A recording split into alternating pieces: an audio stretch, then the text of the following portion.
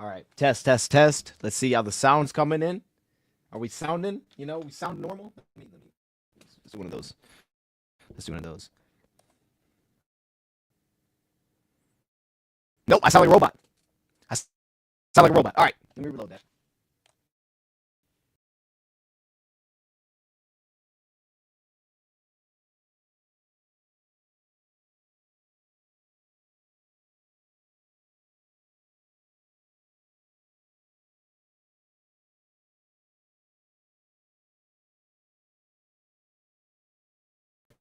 All right. Now we should be good. Let me check again. See, this is something that like usually I'd have to ask y'all, and then I'm kind of just like, what are you guys talking about? I think I can. Wait, hold up.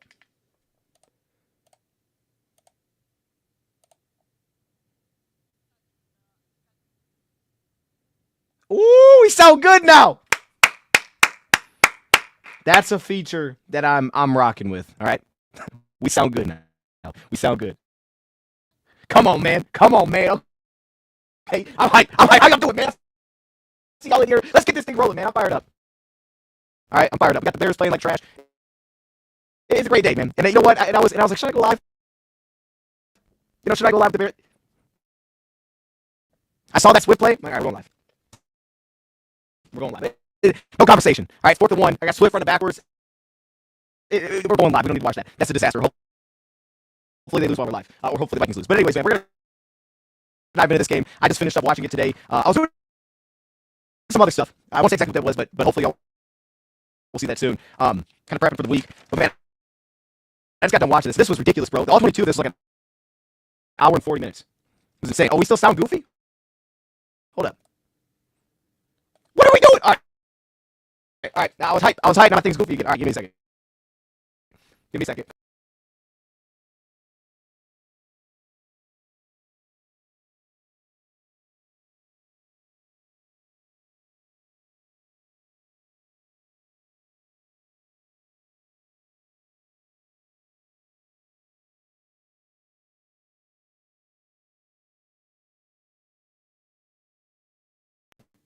All right.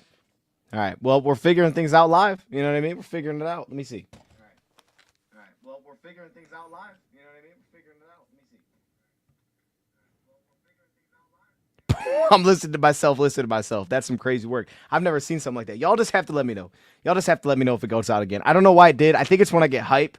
If I got hyped too early in the stream, the mic's like, yeah, you need to calm down. We're gonna nip that. All right, this is not gonna last. So I think that's what that is. I don't know. By the way, shout out BetUS sponsoring today's live stream. YouTube 150. That's the code. It's in the description. 150% deposit match on the first deposit. 125% on your next 2 deposits up to $2,000. And yeah, I was working on some other stuff, man. And I was like, all right, I got to get to this game. And I was thinking, should we wait for tomorrow? Like, no. Like, I want to just get this out of the way. It was one of those games where it's like, there's a lot here, and there's a lot of, what are we doing? I felt that a few times. But I think the positive is, like the saying goes, it's never as bad as you thought it was, never as good as maybe you remember, that kind of deal. And I think that's true for this one. There was a point in here where I'm like, man, because coming into this, I was like, man, the Bills are a tough matchup, and they absolutely are. I think they're going to be tough for anybody, and I just think that there's some things that it's just hard to plan for. That being said, though, I got to a point watching that, got to the point of the third quarter, and I'm like, I wouldn't hate running this back. Yeah, let's be honest, and I'll show y'all why I'm saying that. But I'm like, man, I kind of wish we could play them again. And maybe we'll get that opportunity, and I'd be here for it. Maybe I'm crazy. I don't know. Yeah, the Bears are trash, dog. It's unfortunate, too, because their defense is doing well. Their offense is terrible. And let's go get that dub next week, right? Let's get this lost taste out of our mouth. But I got to a point in the third, man, where I was like, I'd love to play this team again. I'd love to see what this is going to look like. And maybe we'll get that opportunity. Hopefully we do. So we're going to roll through this offense, defense. I'm going to show some of the key plays, things that stuck. There's a lot here.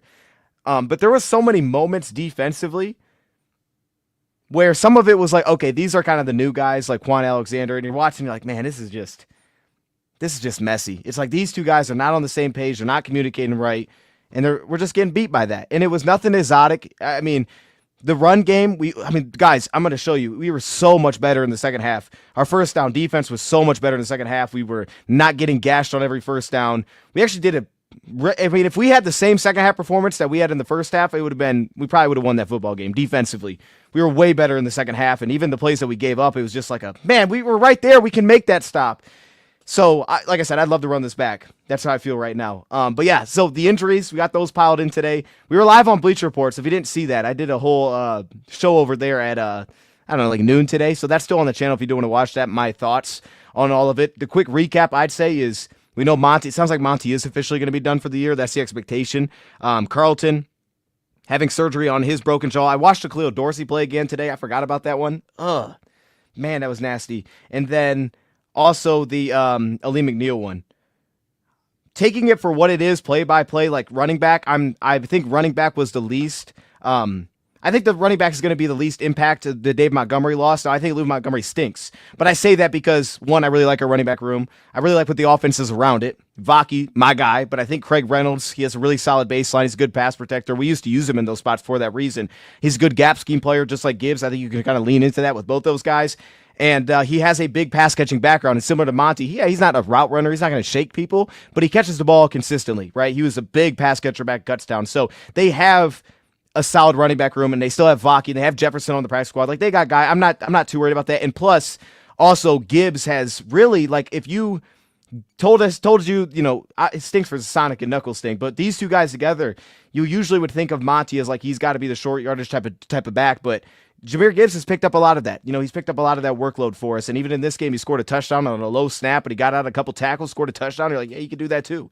But defensively, Ali McNeil, hard to replace that. You really can't. There's not like someone available.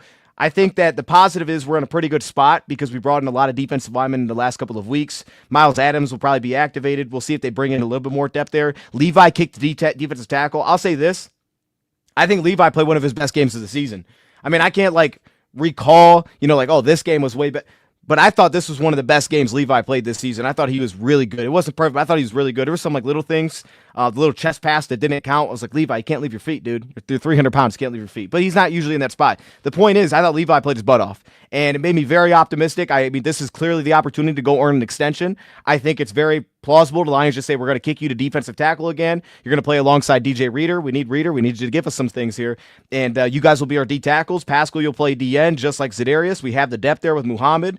And, with Miles Adams and Jonah Williams mixed in, Pat O'Connor can play DN, and then that'll kind of be the rotation, Pat O'Connor and Levi in the interior. So I think that, it's kind of weird how this has kind of come full circle, but when I was thinking about the cornerback injury situation with Carlton going down to now Emmanuel Mosley, may get some looks. I think there's a ton of flexibility if the Lions want to go that route too. They could always look at, hey, let's kick Amik outside. He's very capable. I thought that's what he was going to do when he first got here. Mosley's kind of worked in the slot. I thought he was going to play wide at first. And so when you have those two that are flexible, Branch could always just kick down into the slot if he could potentially open up his window this week. If that's possible and he actually could be in track to potentially playing soon, you could definitely move that piece down and then have Brian Branch go back to the slot. And then your cornerbacks, in theory, could be Terrion Arnold, Amik Robertson, and Brian Branch. And I think that's in a way better spot than it was last year. Like, we've been here before. We had Kendall Vilder starting last year in an NFC Championship game, right? It wasn't great, but he was very solid in this last game. I'll give him that. Very solid. So, I think we're going to be fine. We're going to be fine. It stinks, though, and it's especially with Aleem, because Aleem played so well as a pass rusher in this game. Oh, my gosh. And he does so much that it just doesn't show up on the stat sheet. He does so much as a pass rusher. And in this game, it was a super early play. I'm like, how's that not a hold? But it's just what he does. The big Quan Alexander shot. I mean, I don't understand how it wasn't a hold. Maybe I'll show that. But that's just who he is, man. He's such a dog, and you're going to lose that. But this is the chance. Levi, you want an extension here? You want it here or you get anywhere? If someone's going to give this guy big money and roll out the cash instead of a prove it type of one-year deal, your opportunity's there. And the full circle moment is that this year we sign Amik, right? We trade for Carlton, and then we go into the draft and draft Terrion round 1. And I immediately was thinking, there's no way they'd take another corner. That wasn't even on my mind. When we got back up to second round, here comes the Lions, draft Rakestraw. Now, Rakestraw doesn't sound like he'll be back this week, but he is eligible to be... He's eligible to be, activated, or he's eligible to begin his 21-day window, just like Iffy this week. Both these guys are on the clock for that. So, there is a path that potentially comes back soon, and if that's the case, that's where, when you kind of doubled up on defensive tackle in the first draft with Aleem and Levi, and we're like, what are we doing? And then this year they doubled up on cornerback. It's full circle in the sense that now both of those become necessary. And this is a league about depth. Everybody's got injuries. We got a lot of them. but unfortunately everybody has them. Maybe we have more than others. You think about Buffalo, right? I mean, their cornerback position, their safety position, they didn't have any starters in the game. So I think there's levels to it, but I'm optimistic, and I think we'll be okay. So let's dive into this. I think Buffalo, and credit them, Buffalo's like I said, they're a unique team. Having Josh Allen be able to run like he does, it makes it kind of a nightmare. And I think especially for us, like in hindsight, I should have been better with this. I think I should have been better prepared for the stress that they were going to put on a lot of new pieces. And, some of that wasn't just the new pieces. We had to adjust things schematically as the game rolled along. But I should have been, I think, better prepared for thinking that would give us that many. I didn't think it'd give us that many problems. I didn't think it'd be that big of an issue. I think it was a bigger issue than what I expected. Maybe the defensive line getting healthy kind of clouded me on that. And it got exposed. It got exposed a little bit in this one. Again, I think they settled in and played better. I think the second half was way better. It's great. If you just go by the play-by-play game log, you'll see how much better first down defense was second half. And if you looked at that, you'd be like, oh, we have a shot. We had a shot to win this game. And that's why it was so frustrating, because every play that we gave them in the second half was like, dude, what are we doing? That was not something special they did. It's just, what are we doing? That can't happen. It can't happen. It's just that simple. So with that being said, let's dive into it. I'm going to have to jump around a little bit here because unfortunately this is only on this website, the All 22, and I'm not going to go through every play. So we're not doing that. Have to kind of scroll through time-wise to get to the right play, but I do have them starred on my sheet, so it shouldn't be too crazy to try to find these. And some of them I won't even spend that long on. Do you think we should be worried about Hurts and the Eagles? They're a really good team. I think the positive is I think they're similar. I think they can do similar things to what Buffalo did. I think the real thing, and I don't even think this is a matchup thing, I think just in general, here's one guy I'd point out. We're going to see him as we go through this. David Long, to me, played outstanding. That guy brought so much life to the second level in the second half. He brought so much life to the second level in the second half, man. He just... And the cool thing about that is last week, we did the linebacker video. And it was mainly to highlight Jack Campbell. But I also went through, and as you guys know, I talked about kind of the linebacker room as a whole. And I talked about how I thought David was playing more aggressive. And even though, that got him into trouble at times, it was necessary. It was like, hey, this is how you're at your best. And then they brought in Quan. I was like, this could be his replacement. And it kind of was. But I think this week, after taking a little bit of a step forward last week, I think he took a massive step this week. And when he came into the second half, I thought he gave us way more at linebacker. I think his aggressive nature paid off a ton. He made about 3 or 4 plays where you're like, that was awesome. That was awesome, David. You made that happen there. So he'll be someone to watch for going forward. Because we have simple breakdowns that just can't happen from anybody there. But at the same time, I think David Long added so much juice that I didn't expect to the linebacker room. So we got to go through that. Let me get this off. We can get through these plays here. I got a lot of them. So we're going to kind of scroll through. We're going to kind of roll through them kind of quick on some of the shorter ones. And I'll spend a little bit more time on others. Latavius Murray is old, but he's still a hard-nosed runner.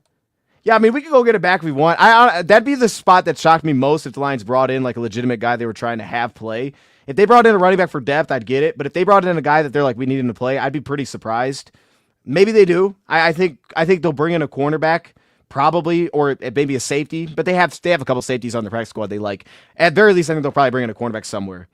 That'll probably be something they do just for depth purposes. But I'd be a little surprised if they brought in a running back. I don't know, maybe running practice squad. I'd be very surprised if they brought a guy that they thought legitimately needed to play. I think they like who their running backs are. Maybe that's me liking it more than they do. We'll see, but I don't know. This would be the first play, and this, again, there's not a lot here, so I won't spend much time with this one. This was the one, and it's just to highlight Aleem. Dude tore his ACL. It looked exactly how I tore mine, which is the unfortunate part. But on a play like this, I don't know how this wasn't a hold. I just wrote it down, so I was like, all right, I got to throw it in here. But this is what they did, and I thought they did this as, and this is an easy way to start. So this isn't that deep, but we're in cover 1 here. This was what Buffalo I think did really well is they went at our linebackers a lot. They put them in the mix, and they did a nice job going at our weak side backers. They tested a light box when we went 2 deep safety. Cool, we're gonna run against that over and over.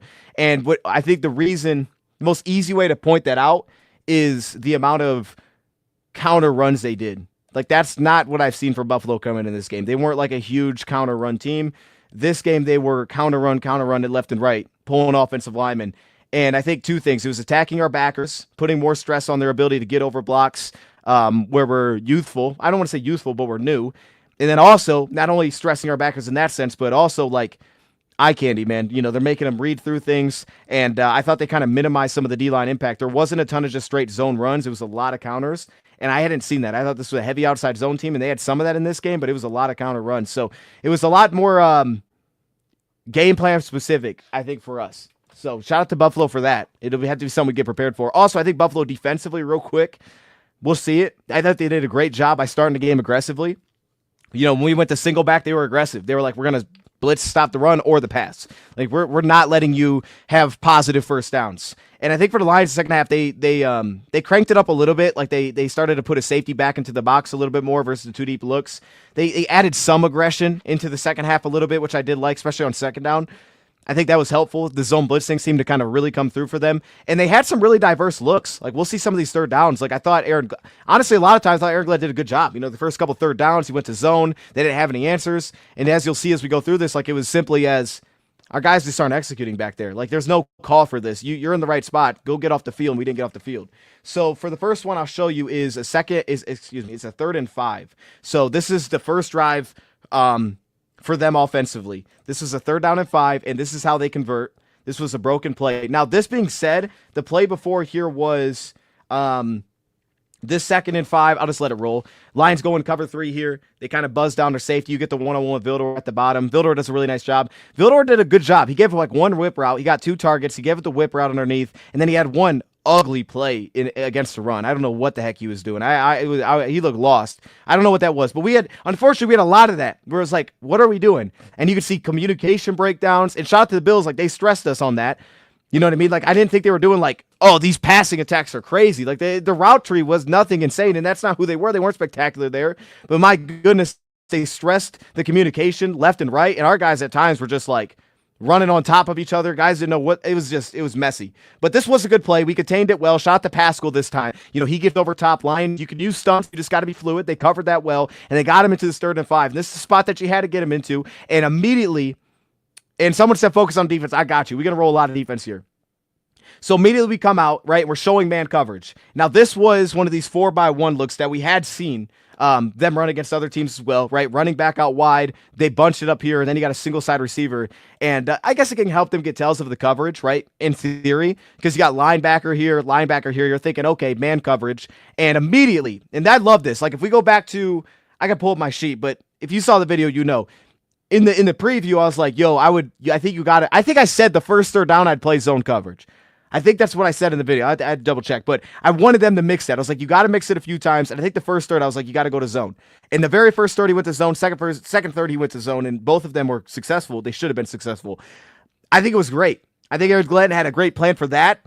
To say like, okay, we're gonna because he seemingly was very aware of the fact that if Buffalo knew coming, everybody knows we like to play man on 3rd down, and that while Buffalo didn't have like the deepest route tree, they were going to find beaters for that. Like, they were going to come in with answers for that. So for the Lions on their first 3rd down to come in there and be like, yo, we're going to zone on both of these 3rd downs, but we're going to make it look like it's man coverage. It worked to perfection, and then it was just execution. I'm going to let this play run, and then I'm going to come back and roll it back, and you're going to see, really, it shouldn't have happened. It shouldn't have happened, right? This is a Tampa 2 look. They're going to show man. It turns into a broken play, and you got Ty Johnson, who ends up picking the first down really late here, and you got, Terrion Arnold, who doesn't find the route and plaster. So this is the thing. And this is where the balance has to come into play, right? It's like in the back end as a corner, you have to plaster your receiver. You got a quarterback that's going to run. We talk so much about the D-line, but it's also the corners. And I showed a play in that preview video against the Rams where Allen steps up, the linebacker steps down, and he goes over top, picks up a first down. It's like they didn't have the answer for the right coverage, but Josh Allen made an answer. And this is what happened too often in this game is they made an answer. But to me here, like, okay, we kind of give up the edge right here because Aleem jumps back inside, but then our linebacker late Turner is going to drive on this. It's just right here. Terrion, talk about not plastering a route. You want to see an example of how to not plaster a route? Watch, this is Terrion Arnold. This is Jack Campbell, okay? And they're spread out, and Ty Johnson is going to race right behind him. Nobody plasters this route. Jack kind of does, but he's way too far away. Terrion doesn't even find the route. He's just watching the quarterback, and look at this. He runs right behind him. Like, dude, you got to find a route. You can't just float. Like, at first it's zone, right? We're not matching, it's zone. But when it becomes this, you got to find the route. And nobody's finding the route here. Like, you notice how other spots, guys are finding routes. You know what I'm saying? Like, hey, we have to find this and close the airspace. Because at this point, when Turner drives, they need 5 yards. He doesn't have a first. He's running out of space. This should not happen. You're playing it well everywhere. But Terrion's not finding any route here. I don't even know what he's looking at. And then Jack Campbell's got way too far to go. He doesn't even go to the running back, to be honest with you, either. He's just jogging. And he gives this up. This shouldn't happen. Right? You're in the right call. They tried it. I think they went to like their mesh look, if I remember right. No, they kind of did like their level. Remember, they run a lot of those drive concepts, so they kind of did their little level setup, it looks like here. They had a drag, they had an over route, they had the corner, and they had the whip route underneath. And it's just like, bro, this was to beat man. It wasn't there, right? You can see how the middle's taken away. There's nothing here. You can't give up 20-plus yards on this. You get off the field, this is a field goal attempt for Bass, and you give up this. That's just the first play. You're going to see a lot of this. You're going to see a lot of this. And I think as this continued, I was like, it's frustrating, but at the same time, it's also like, man, this is kind of why I want to see this team again. Now, you know, I like our coaching staff in any matchup, so that's a huge part of this as well, is like Chris says, we play again in February. Hey, I love it. You know, so any single game matchup, I have trust in our staff. They're going to have a really good plan, especially I just have trust that they're going to have a good plan. Sometimes you don't, but I usually do. And like, I didn't think it was perfect. I didn't think it was a perfect plan necessarily. And I thought in some ways Buffalo actually outdid us. Like, they just outcoached us, I would say. Like, they were a step ahead a little bit. Like, they came in like, here's how we're going to attack. I think the Lions defense settled in. But the problem is like in the first half, when you're getting kind of gashed like you were, and then you fall behind a little bit, you don't take advantage of the opportunities that were there, right? And then you fumble it. All of a sudden, like, as well as you played in the second half in spots, those little broken plays that Josh Allen created was enough. It was enough in the second half. Now you're racing the clock the entire time. And this was truly, like, I think Dan Campbell said it well after the game. Like, this was truly a great example of how to not complement offense and defense. Yeah, I think that's absolutely what it was. Okay, so offensively, I'm gonna skip this. We're gonna keep it rolling. Now I'm gonna go back to the defensive side of the ball just to keep this thing rolling, because I got so many clips here. Let's go back to defense. Let's go to the second drive. So they end up scoring there. Let's go back to defense. We end up getting one first down in the second drive, so that's not great either. Also, I didn't think Terrion played that well. I thought this was one of the worst games for Terrion this year. I think, unfortunately, so much of it was off script, but I just didn't think it was a good game because of that. Like, that's what it was. It's almost like Terrion wasn't used to seeing this, I guess. Like, this is like, what the heck? Or what are we dealing with here? It's like, yeah, it's just a different animal, man. And I get it to a point, but it's just like, that's what it felt like, right? So here, this is the first play of the drive. It's 1st and 10. And the Lions were doing a lot of this two-deep safety stuff. So in this case, they're kind of rolling down Kirby, but they were doing a lot of the two-deep safety stuff. Now, notice personnel-wise, right, kind of 21 personnel. They're going heavy personnel. Actually, take that back. It's 22 personnel. Heavy personnel, right? So we're going 2 safeties. Branch would kick into the slot. Kirby would kick into the slot. And I think a lot of times teams go, like, zone when they get to these spots for that reason. They don't want linebackers on tight ends, that kind of deal. So Lions go Tampa 2. And again, this thing's covered pretty well. You know what I mean? There's really nowhere to go with the football on script again here. This is the first play of the possession. They try this dagger setup. There's pressure. Josh Allen gets out of the pressure right here. And then right here again. This was not as bad to me. But again, with Terrion, this is one-on-one with the running back, and he just gets cooked. As the play breaks down, it kind of just becomes street ball a little bit. And he races down, and right here, boom, gets juked out of his shoes, and they get a huge gain. Shouldn't have happened. I mean, he's up to midfield, and they had nothing. And they had nothing. And let's we got a lot of these, man. So I gotta roll through these pretty quick. Levi lost contain on this play. You can see him out wide here, and look how wide their tackles are. Like, they play for this, man. They play for this. Like, they're gonna give him time, and he kind of jumps back inside. So that's why the contain spills. Again, linebacker drives on it, and that's okay. I mean, if he drops out, he's gonna take off and hit the corner because Levi jumped inside. So he drives on it. But again, this is Terrion on a running back. And I understand it's not a designed route, but this just can't happen. You give up, 30 yards on that play. And he's young, you know what I mean? Like, it is what it is. He's a rookie. This was a weird match, but I get it. Like, I ain't mad at him, or like, it is what it is. But I'm just trying to tell you what the heck went down in this game. And we're going to see more, and we're going to see it from a lot of guys. It's not just Terrion. What's up, Charles? I see you. Dominic, Florida State? Okay. Florida State. That was a great bounce back. Man, I hope that their defense is looking worse. Like, now, I don't know if it is, but I hope it is. And this was a good run stop right here. outside zone. Actually, Pascal's the guy that lost contain right here on the backside.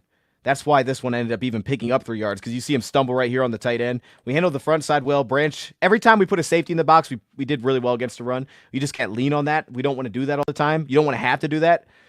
But anyways, let's go to 2nd down and 7.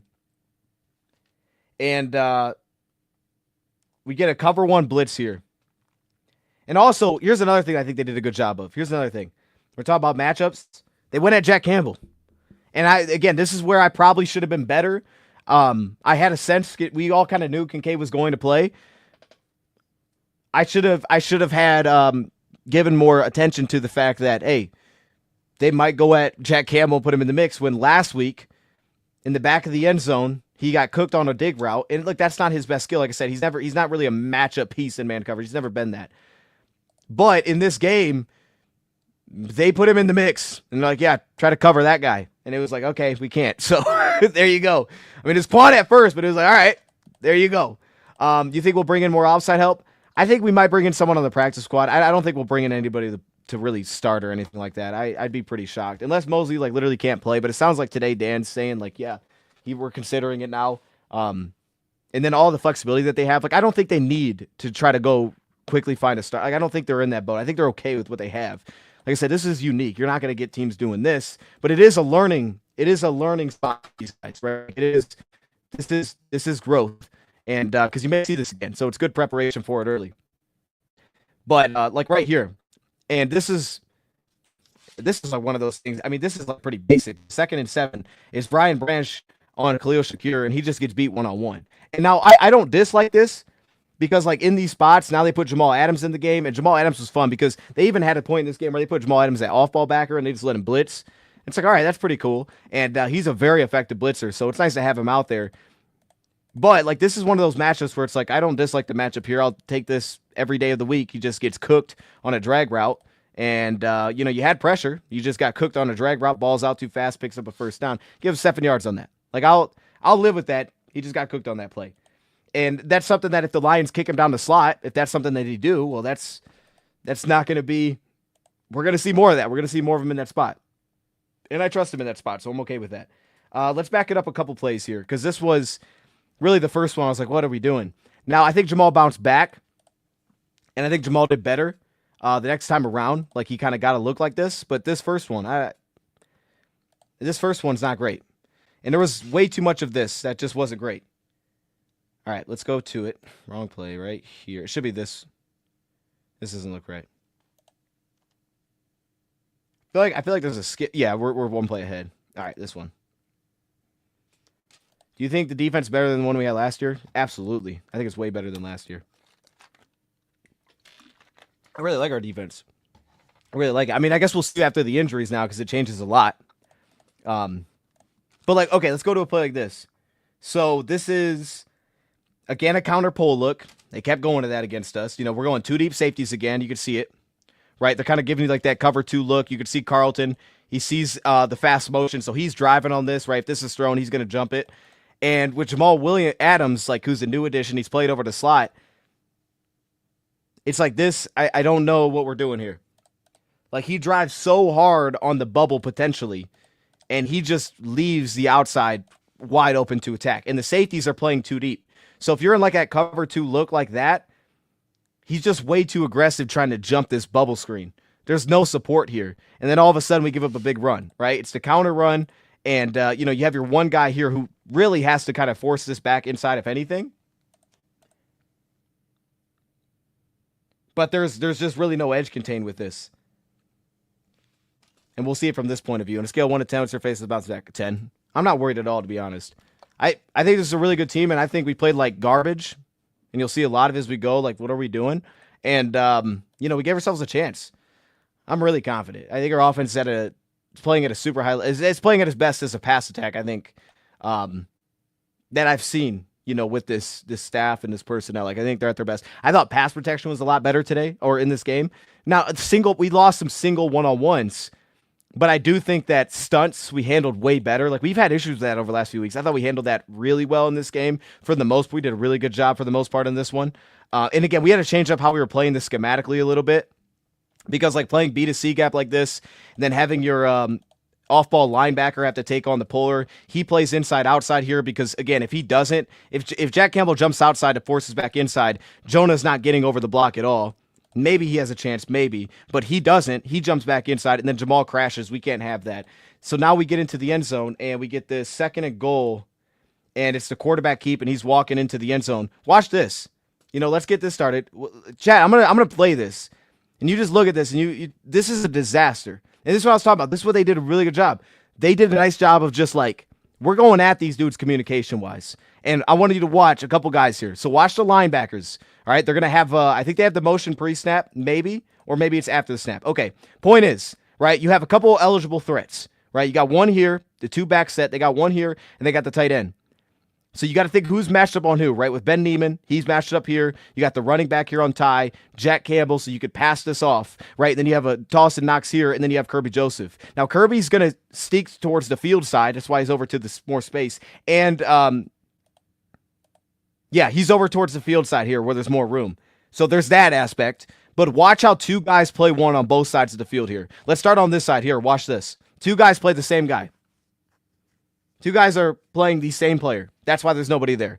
And then on the backside, you get the exact same thing. Now, I understand it from a sense for Kirby because if he's like the free safety that's kind of lurking, it makes sense that he's cheating towards that side. But watch Branch and Kirby, right? They're both over the flat on that play. So now when we roll it back specifically to where the ball went, if you look at where they scored here with Ben Neiman, if Ben Neiman has 41 on this play and he runs it to the flat, and if Ezekiel Turner has Ty Johnson and he gives it off to the linebacker in here, he can't then race and take away the flat. And if he does take away the flat, then this player can't still be responsible for the flat. You got 2 guys covering one on the play. This can't happen, right? And this is Ben Neiman playing Sam, which is not something he normally does. And this is Ezekiel Turner inside the 5-yard line where things are moving fast. So now we have 2 guys covering one, and they just have to seal the edge, and there's literally no linebacker presence. I mean, if anything, hey, Ben, step down, take on this puller, something like that, right? We need something like that to happen. None of that happens. Nobody's even in the play on that side. That's why he's walking into the end zone. Nobody's even on the play on that side. And then on the backside here, it's like, okay, if Branch has the tight end, right? Branch has the tight end. He's going outside to contain here. Kirby Joseph lurking back over top. What are we helping against here, right? Is he playing the running back too? We don't have any free defenders somehow on this play. Somehow there's nobody that's not responsible for somebody. You know what I'm saying? Like, it's one thing if it passes into your zone, but we are stacking guys on top of each other. And I didn't dislike the front look necessarily. But even if we look on the backside of this, like, let's go to the backside of this play. So you got Pat O'Connor in a 4-eye, right? So he could play the B gap. Now he steps down because there's a puller. So they're going to overload it. That's what they do when the box is a little bit lighter. So now at this point, what are we doing here? You know what I mean? Like, if he's got the outside now at this point, like, crash down, do something. You know what I mean? He's sitting out here waiting for, the running back, I guess. All right, that's fine, even though we still have a guy assigned for that. So now we're just super light on the backside. We get sealed off here, and we got 2 guys chasing one out of the backfield, and he walks into the end zone. That's just a breakdown. That's just, it's 2 guys that aren't playing that position very much, and they're just not on the same page at all. I will say with Jamison, all right, well, as we go back to the offense, yes, Anzalone is going to help us a ton. Oh, my gosh. With Jamison Williams, this guy is, I think, at his best right now. He's beating coverage, I think, better than we've seen as a Lion ever. I think that he's like peaking right now. I will also say though, as well as he's doing in that, there's still like a connection that really needs to be grown there between him and Goff. Not in the sense of like their timing, but specifically in the sense of like Jamison's just, I would call it like football intelligence in certain spots, like feeling the zone and just being on that same wavelength as a quarterback. And I understand why that's still work in progress in spots, but it's like against zone, there's a reason St. Brown absolutely just obliterates zone coverage. I mean, they have the feel for it. Jamison and Goff don't have the feel for that together. Like, I'll show 2 plays, I think, today, but the specific one is a back shoulder late in the game that Goff throws, and Jamison doesn't play it at all. He doesn't feel the corner sitting on top of him, I guess. He doesn't play and expect the back shoulder. He just runs through into the zone. That needs work. He's beating man much better. And I think right now he's at his best at doing that. And yeah, he did drop a touchdown as well. It was a hold, but he did drop a touchdown as well. But it's like that just in general is something that needs growth. I don't know how fast it's going to come along. That might be another season kind of deal where that continues to get better and better. But that does need to get better. We'll go to the offense here. guys, I'm going to show you this play, okay? This is how the game went. I could probably show you this one play and be like, hey, what happened to the Lions? You want to know the answer to the title? Watch this play. This will tell you what happened to the Lions right here. This is why we lost the game. Watch Penei Sewell right here, right tackle. Watch this.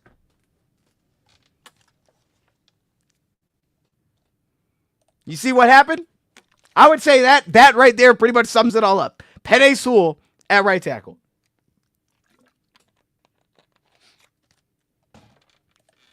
Now look, Penei Sewell's a dog. All right, he's an absolute dog. And I don't even know this is on Penei Sewell, but this is just how the game was, man. We're running a stretch to the strong side of the formation here. Now, hey, Harrison Phillips did his job. A little bit of a blown block here by Graham Glasgow.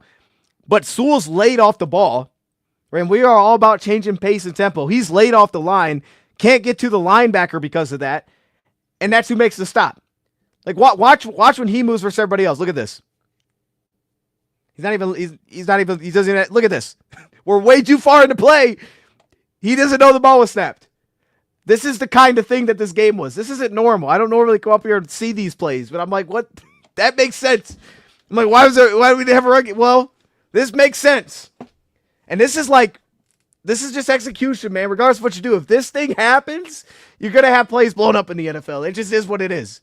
I mean, he still hasn't went. Look at how far. He's about to give him the football, and now Sewell leaves. I'm not hating on Sewell. Sewell's a dog, bro. I love Sewell. But I'm just saying this is like an absolute like microcosm of how this game got to where it did. Because things like this happened. And it's like, yeah, he's not getting Bernard. Now, he tried. I respect it. But it's like, bro, there's no shot, dude. There's no shot. All right, that's the first one. I think this first offensive play we showed. All right, let's go to the Jameson Williams play now. Because, again, this has to be better. Like, and I don't know that it can get that much better right now. But in time, this got to get better. Okay, so watch. We're going to get I went to the right spot here, by the way. This is cover 3. All right, this is cover 3 by the defense. They're in a sky look. So one safety is going to roll down into the flat. I believe that's, oh, no, it's backside here. Cam Lewis. All right, so he's going to roll into the flat. So now what you get is you get a free safety, which Goff could hold with his eyes if he wants to, but specifically what they're kind of setting up here is a seam with Laporta and an out and up route with J-Mo. So this cornerback's in conflict. So if Goff can get him to go to the seam, he can get behind the flat because this guy's going to drive home the out and he can go behind that. Now this is what I'm talking about. Goff throws this as a back shoulder pass. Let me get this off the screen so y'all can see this. He throws this as a back shoulder pass. Jameson doesn't play the back shoulder at all. All right, I'm gonna move back that way. It's not like dark for some reason. Watch Jameson out wide, and when you watch where Goff throws it, it's like, okay, this made a lot of sense because if they're on the same page here, if this is the Saint, I bet this is caught, or at least it has a chance. Watch this. Goff throwing that back shoulder, Jameson runs through it, and again, I'm not like getting on him or something. The point is like that's just a feel. That's like both guys have to feel it. Goff feels it because he sees it. Jameson has to feel it too, like, oh, cornerback's right there. And there is no feel of that. It's almost like understanding the coverage that they're in. Like, man, that guy did not drift that far inside. I got to pull back. And if Goff throws this any later, he's got no window. So he has to get it out when he gets it out. Things like this happen. It is what it is. But that's just something I'm saying in the future. What's the next step of development? Because Jameson's become so much better as just like he beats his coverage. And I love it. But that kind of thing needs to be better. Like that's in time. Hopefully that continues to improve. Let's go to the third down look here. I want to show some good too. Okay, I don't want to show all the bad. All right, it was good here. Okay, there was good things that happened, and the touchdown to Tim Patrick would have been one of those. A third down touchdown to Tim Patrick was one of those. Got to bring back Zach Zenner. I love Zach Zenner. Where's Zach Zenner at? What's Zach Zenner doing?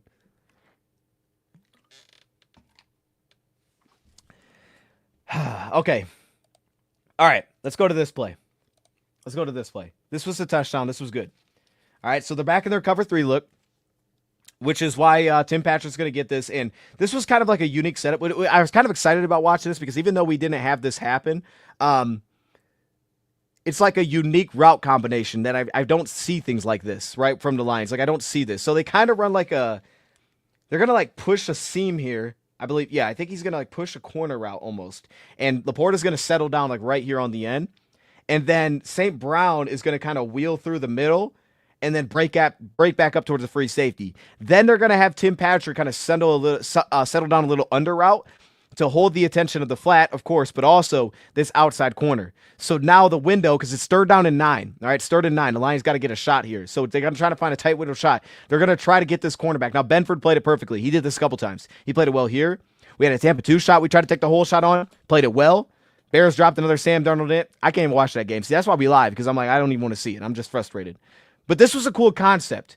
And I'm glad that this still turned into a touchdown because they covered it well. They did a great job, specifically Benford.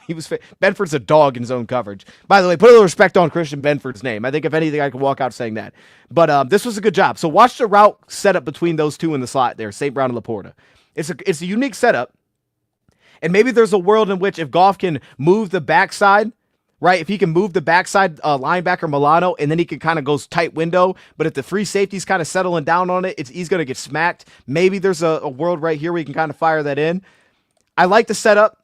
It's interesting. Benford plays it well, right? He seeks back inside, steps down, takes away the inside vertical route. And then Goff gets out of the pocket, and this is what he's doing so well. His pocket movement was fantastic in this game. He gets out of it, moves out of it, points. Look, I mean, he's keeping his eyes downfield. He tried to redirect St. Brown back of the end zone, that didn't like it. Then he came back to Laporta, didn't like it. Then he found Tim Patrick. So it was a really nice pocket movement, eyes downfield, understanding where everybody kind of is. And that's the feel right now that I think is at a level that I haven't seen with this passing offense. And the pass protection is good. It wasn't perfect, but it was very good, especially considering how much we actually had to throw the football. We threw it 60 times. Pass protection was very strong in this game. And we've had games this year that have been that looks awful, but against stunts, we did really well there, right? We weren't getting cooked on that kind of stuff, so that's good. Big positive. But this is a cool touchdown. I think this one, gives some, looked great. I love it. I mean, Goff kind of fell a little goofy at the end, but outside of that, it was really good. Really good. 4-9 is his first half. Felix stepped down. I thought this was Laporta's best game in a while. I mean, yeah, to your point, a lot of it was second half. I thought he played terrific in the second half, and what he did so well to me was he was just beating coverage. He was beating man-to-man coverage a lot. I would also say this as an optimist, as a optimistic twist kind of deal. Jahmyr Gibbs is really being used as a pass catcher. And it was almost like we were kind of forced to that without having Monty at the end. But Jahmyr Gibbs is really being utilized as a pass catcher right now. And I've been waiting for that, bro. I've been waiting for that since day one. And we're finally starting to kind of open that up a little bit, deploy it. There's something there, man. I'm glad they're kind of diving into that. Bill with the super sticker. Hey, shout out to my man Bill. Can we get some birthday cakes in chat for Bill? Bill, I appreciate you, man. Thank you for the 99, man. I appreciate you. Shout out to Bill, man. Now, for real, though. Thank y'all for hopping in here, man. I appreciate it. Merry Christmas to everybody in here. All right, let's go to defense. Let's go to defense now. We're on the defense. I said we got a lot of plays, but this is fun. This is fun. This is what we got to do. If we're not doing this, then what are we doing? You know what I mean? Who do you think the NFC's worst possible matchup? I don't even know. I don't know. I want to say Philly, but I don't know. I don't know what they look like, man. You know what I mean? I don't know. I think Washington's still a tough matchup if their secondary is right. I think with Lattimore, they're tough. I'm telling you, man. I'd love to get Vaki out there on those spots. I don't remember how it was in the training camp. I feel like it wasn't great, though. I feel like it wasn't great in training camp, but I don't remember. Maybe it was. I don't remember that well. All right, let's go to defense. Let's show some bad. Let's show some good. This is I don't even want to show this one. This is the play that our boy got hurt here. Fortunately, okay, I'm gonna go quick through this one.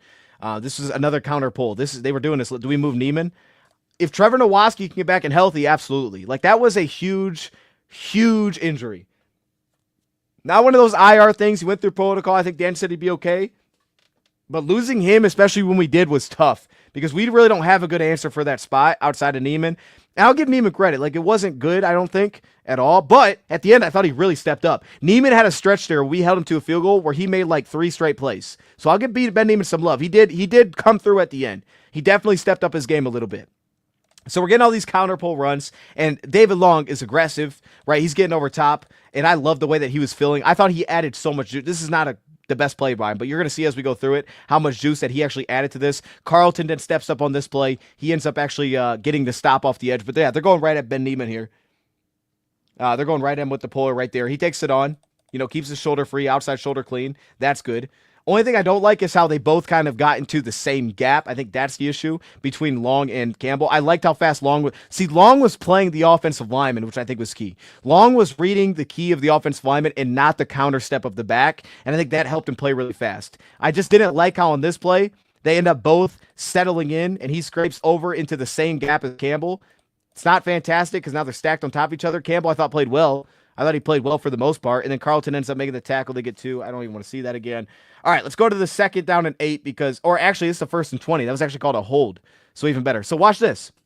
This is what I was saying. They went at Jack Campbell. Let this play run. Watch Jack Campbell. He's going to be matched up with the tight end. The right side of the field in the slot. He's on the tight end. Watch this. Guys, I'm telling you, that's not special. I'm telling you, that is not a special play call right there. That is a chunk that we gave up. So we have a good 1st down play, which was everything. We had to stop the run.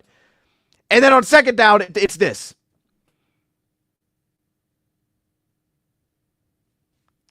This isn't that deep.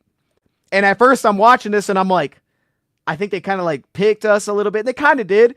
But so the positive spin is this. When the Lion, and you're going to see, and I want to point this out because later you're going to see this and be like, oh, dang, I could see how this was a problem. Because later in the game, the linebackers don't play this right.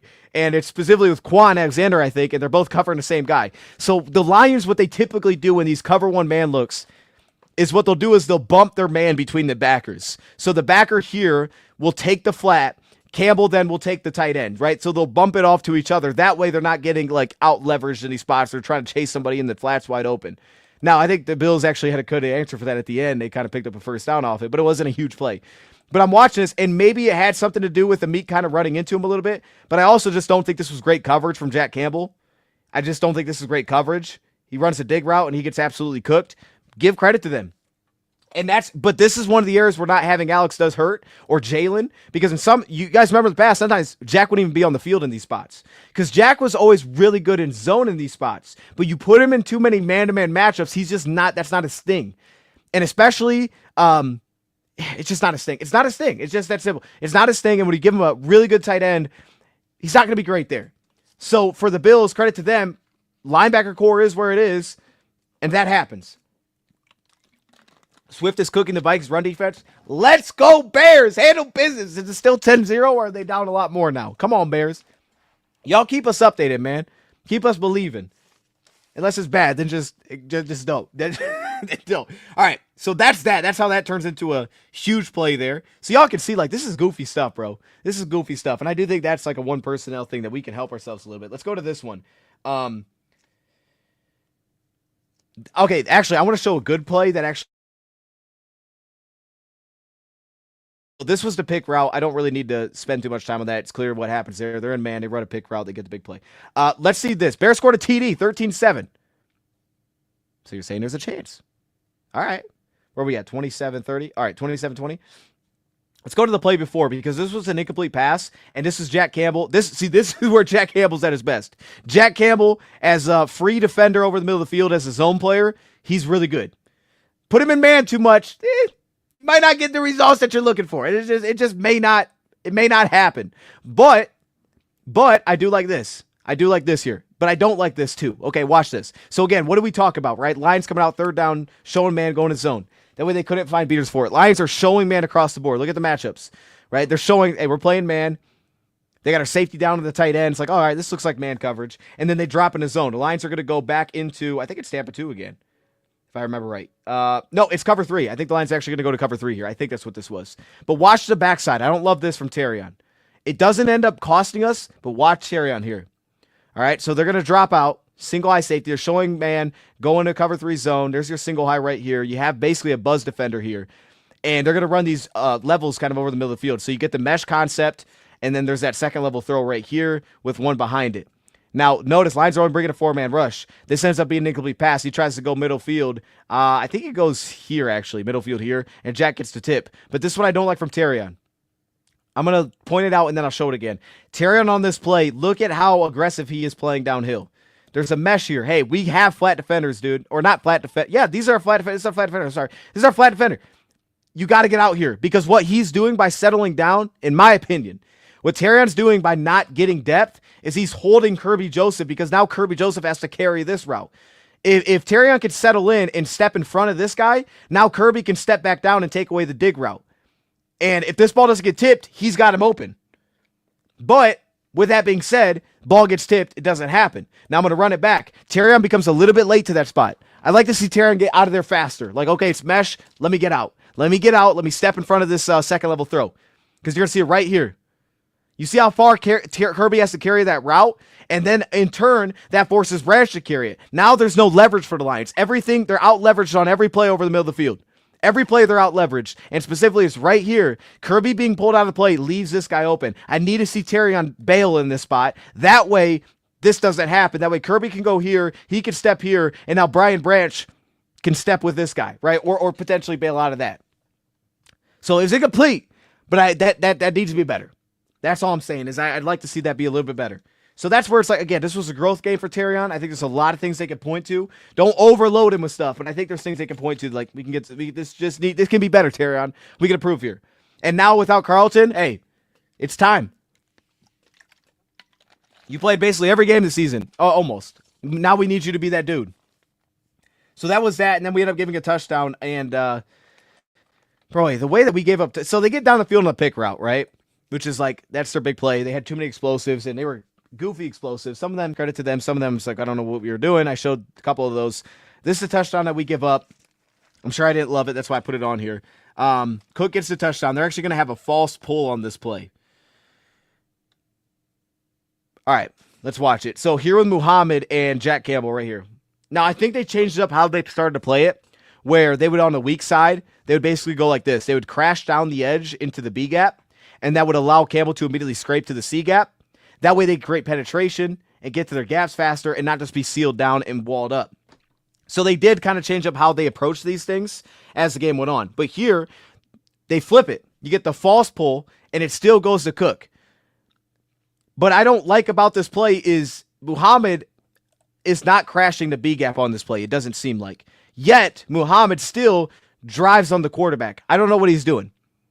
Because it wouldn't make sense that you're slanting a one technique across. It's not normal unless you're blitzing.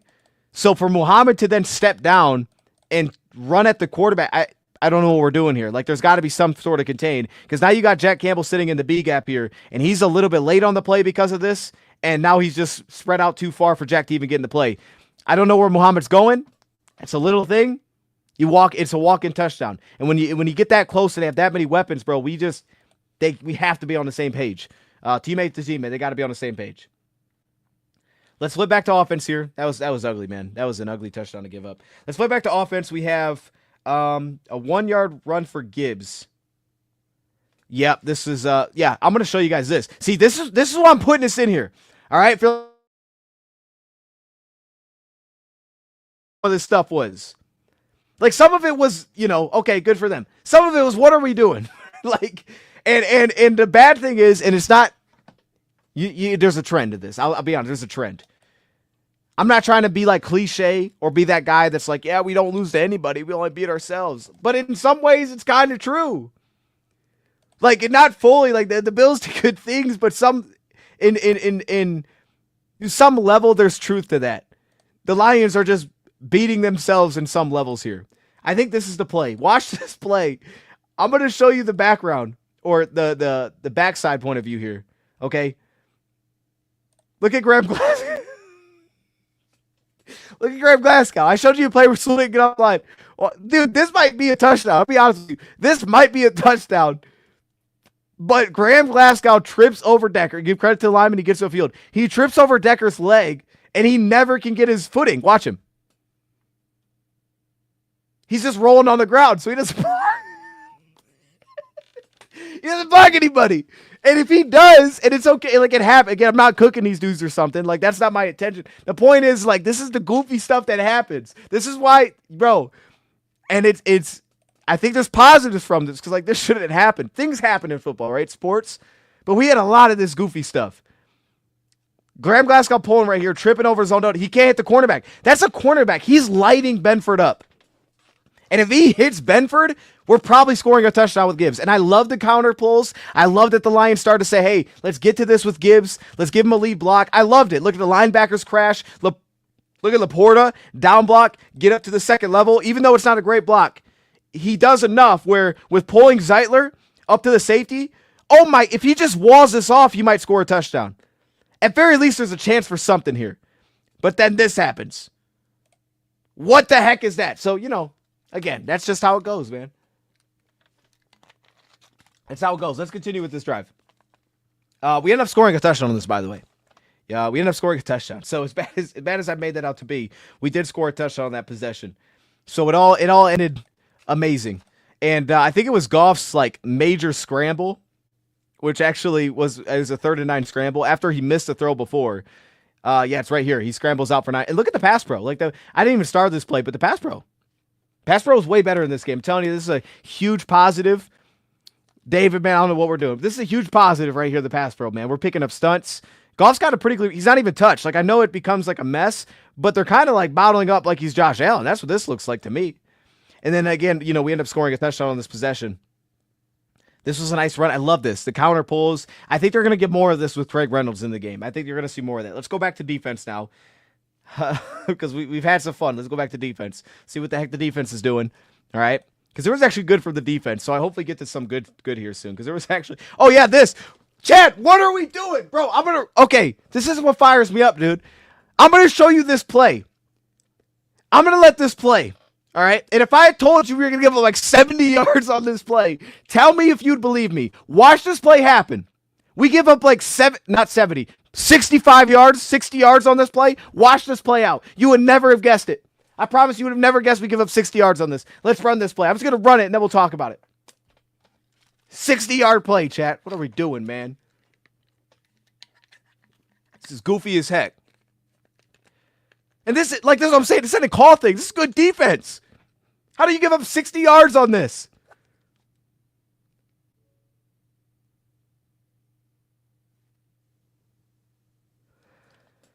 Bro, ain't nothing to be said about this. So what? I'm gonna say it though. So what are we doing, right? The defense is going into cover 3. And you're seeing they're using this heavy personnel. So Branch comes down into the box. Maybe you can help dictate the coverage. Lions go cover 3.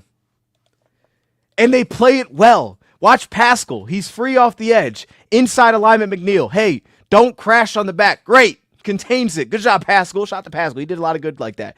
Crash on the court. Look, and I like how Pascal's bringing it to his front door, if I'm being honest. You know what I mean? He misses him a little bit, but I kind of liked it a little. I didn't even because Ezekiel Turner does not bring it to his front door later. But the coverage is good. Kirby drives on the over route. You got Khalil Dorsey here on the outside, kind of the deep corner. So they bracket this thing in. This is all covered. There's not that much going on here. This is all covered. Josh Allen has nowhere to go. Look at this. He has nowhere to throw the football. This should be a throwaway. Dorsey, what are you doing? I don't know. It's the exact same issue I showed with Terrion earlier. We have to plaster routes. We got to plaster routes. Now, I do like how Terrion's giving some support on the backside. I do like that. He's trying to get over. I'd like to see him get over there faster, but he's trying to give some support. But when the quarterback leaves as a secondary player, you can't look at the quarterback. Find somebody. Just play man at that point. Kirby, man this dude, right? Don't look at the quarterback. Man the guy up, okay? And he starts to chase that. I don't know what the heck Khalil Dorsey. He steps underneath it, maybe because he was worried about this. That's fair. And he just walks behind him and he picks up 60, 70 yards on this. That shouldn't have happened. You should give him 60 yards on that. You played it well. You give him 60 yards. You had the right play call defensively. You executed all the way until everybody just we're not going to plaster nothing here. Watch us give it 60 yards. This is very fixable. It's very fixable, but it's frustrating. All right. Let's move on from that. Actually, yeah, okay. No, let's move on from that. Is that the last play of this defensive series? I think it is. I want to make sure that it is. I don't want to skip anything. Goff threw almost 500 yards, 0 and 5 touchdowns, somehow out of the MVP contender. Yeah, I don't understand it. I mean, they just want to give it to Josh. To give it to Josh, that's fine. I don't understand it either, John. You know what I mean? You know what's the crazy thing about this too is after we give the 60 yards, this was great. Our defense got off the field. I gotta point this out. I'd be crazy not to. Our defense got off the field here, and he missed a field goal. And look at how he played it.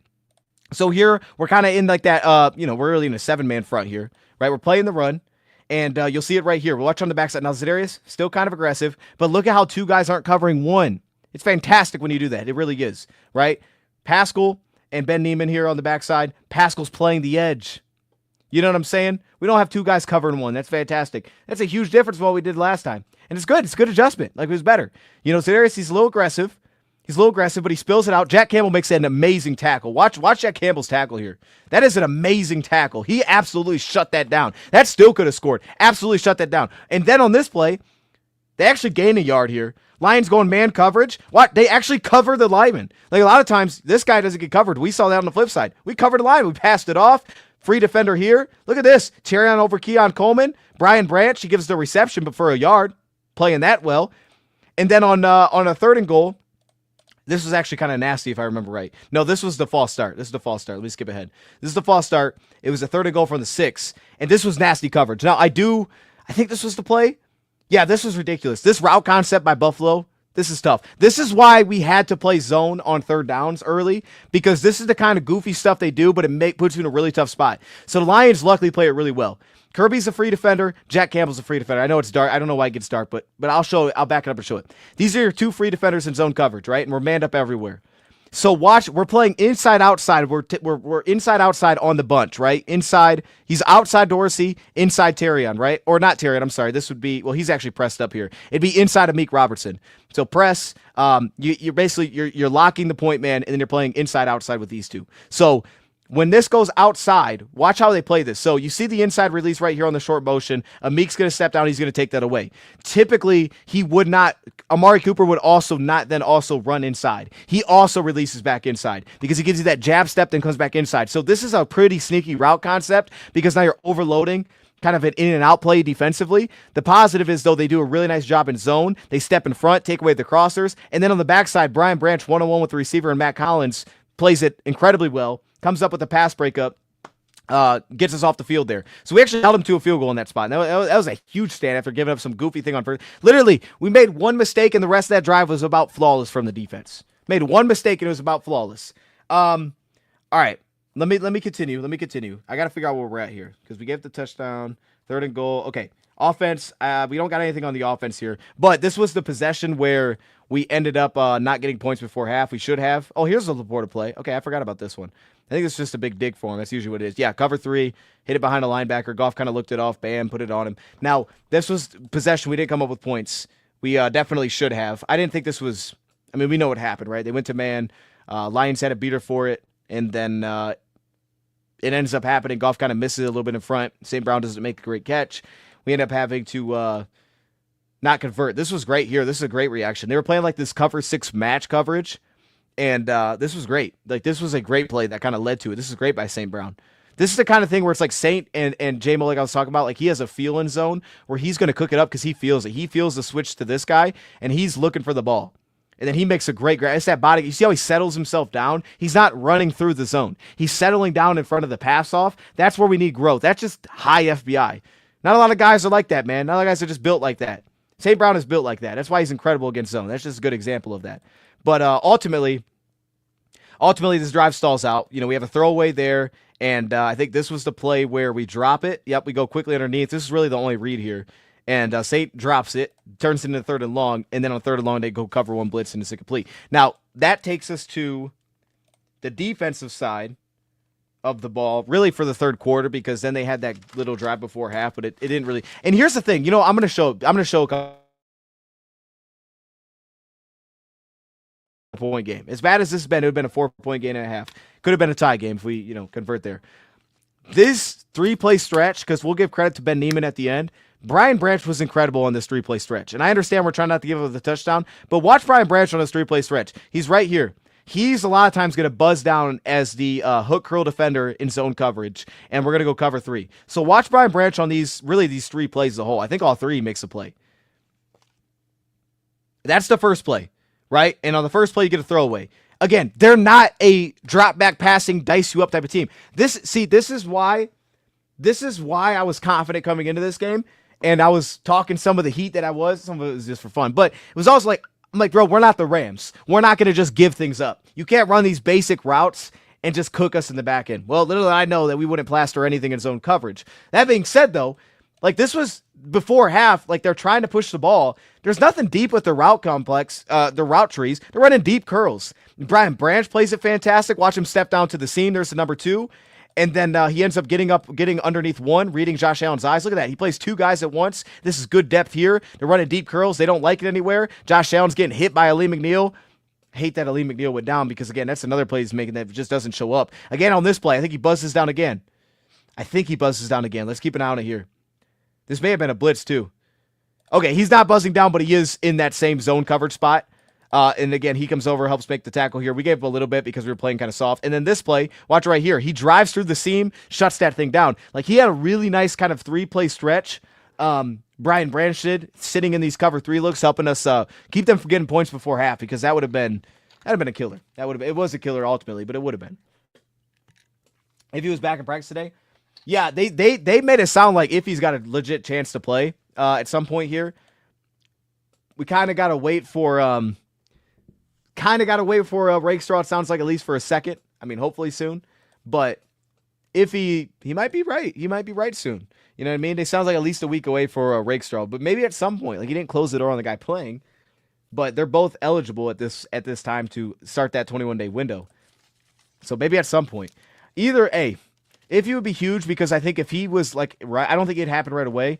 But it would at least give him the flexibility of, like, we put Branch at cornerback again and just let him roll there like we did last year. I'd heavily consider it at that. Like, I think that you could easily say that your best cornerback room is with Branch in the slot. Amit goes wide with Terran Arnold. Like, that could be a really strong. I mean, that's a better cornerback room than what we had last year. That's a better cornerback room than what we had last year in the playoffs. And then who even know? Maybe Mosley gives us something. All right, let's go back now. Second half. Oh, this stuff is tough, man. So we got a 3rd and 4, right? We got a 3rd and 4. Actually, before we get to that, though, let's go to this big play that we end up giving up. Oh, I'm sorry. I went too many plays here. Now, here's the third quarter. My bad. I went too many plays. Iffy back, maybe. Yeah, I think they move Amik outside. But I guess to me, it all just depends on where you're at with Mosley. Like, are we going to give him a look or are we not giving him a look? I feel like it's all going to come down to that. But the second half was much better, and I'll show some examples. So the first play was a 3-yard run. It's a great start. And we finally get it backed up. It's a 2nd and 7. Oh, my goodness. Here we go again. I'm going to let it play. Y'all look at it. Y'all look at it, man. Now, this is the one I need to point out. Because you're probably like, okay, it's a broken play. Screen's froze. Y'all don't see the plays? Wait, hold up. Screen is frozen. All right, hold up. I'm going to give it a second. Then. Let me give it a second. We'll hit it. I got to give it a second. Not seeing plays, just background. Yo, it's just showing the background. That's crazy. Oh man, I'm out here watching plays, man. All right, give me a second. Let me try this.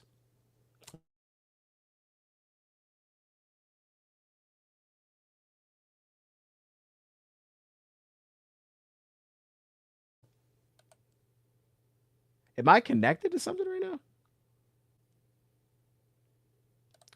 All right. I feel like, chat, let me know. Can y'all see me? I went Ethernet. I went full on Ethernet. So let me know. Just now, I just switched over. Nothing showing. Much better. Kind of blurry. I can see you. Okay, that's a start. Hey, that's a start. All right, that's what we need. Now I'm gonna throw it on the screen. Y'all, let me know. I went to Ethernet. Maybe that'll help. Never saw any of the plays with Branch in them. Oh man. Okay, I can go back. Where are we at? 4720. We don't really need to, but I can. I'll go back. So you just missed the Branch series. That wasn't too bad though. That wasn't the worst thing to miss. You know what I mean? I'm gonna leave that, and then we'll come back to it. You know what I mean? That wasn't the worst sequence to miss. We can come back to that later if we want. All right, here, let's go to this. So this is how the second half started. A 3-yard run, which again is kind of, it's what we were doing well. We did much better in the second half, stopping the run. I had a couple notes up here. I thought Levi played well, as I touched on. But let's start with what the heck happened here. I kept thinking you were going to play it. Dang. You were just waiting. You're like, just wait till he shows this play. He's about to be... you thought I was like, hey, he was like a cliffhanger? All right, hold up. There we go. Let's go to this one. Because this is very similar to what was happening all game. You saw the earlier plays, though. I'm going to show it. And then I'm going to go replay it. And you'll see what I'm talking about when I say this kind of thing is... It just shouldn't happen. But this was definitely an example of like, okay, this guy hasn't been here that long. So here we go. Okay? Watch this play happen. Watch Ty Johnson on the backfield, and then we'll come back and run this thing back. Watch Ty Johnson.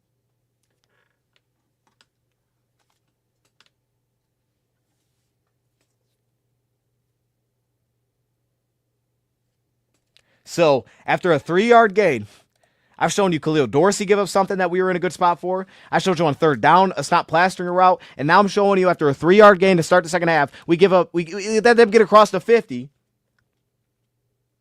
on a dumb play like that where they did not have an answer. Nobody was open. Lions going cover 1.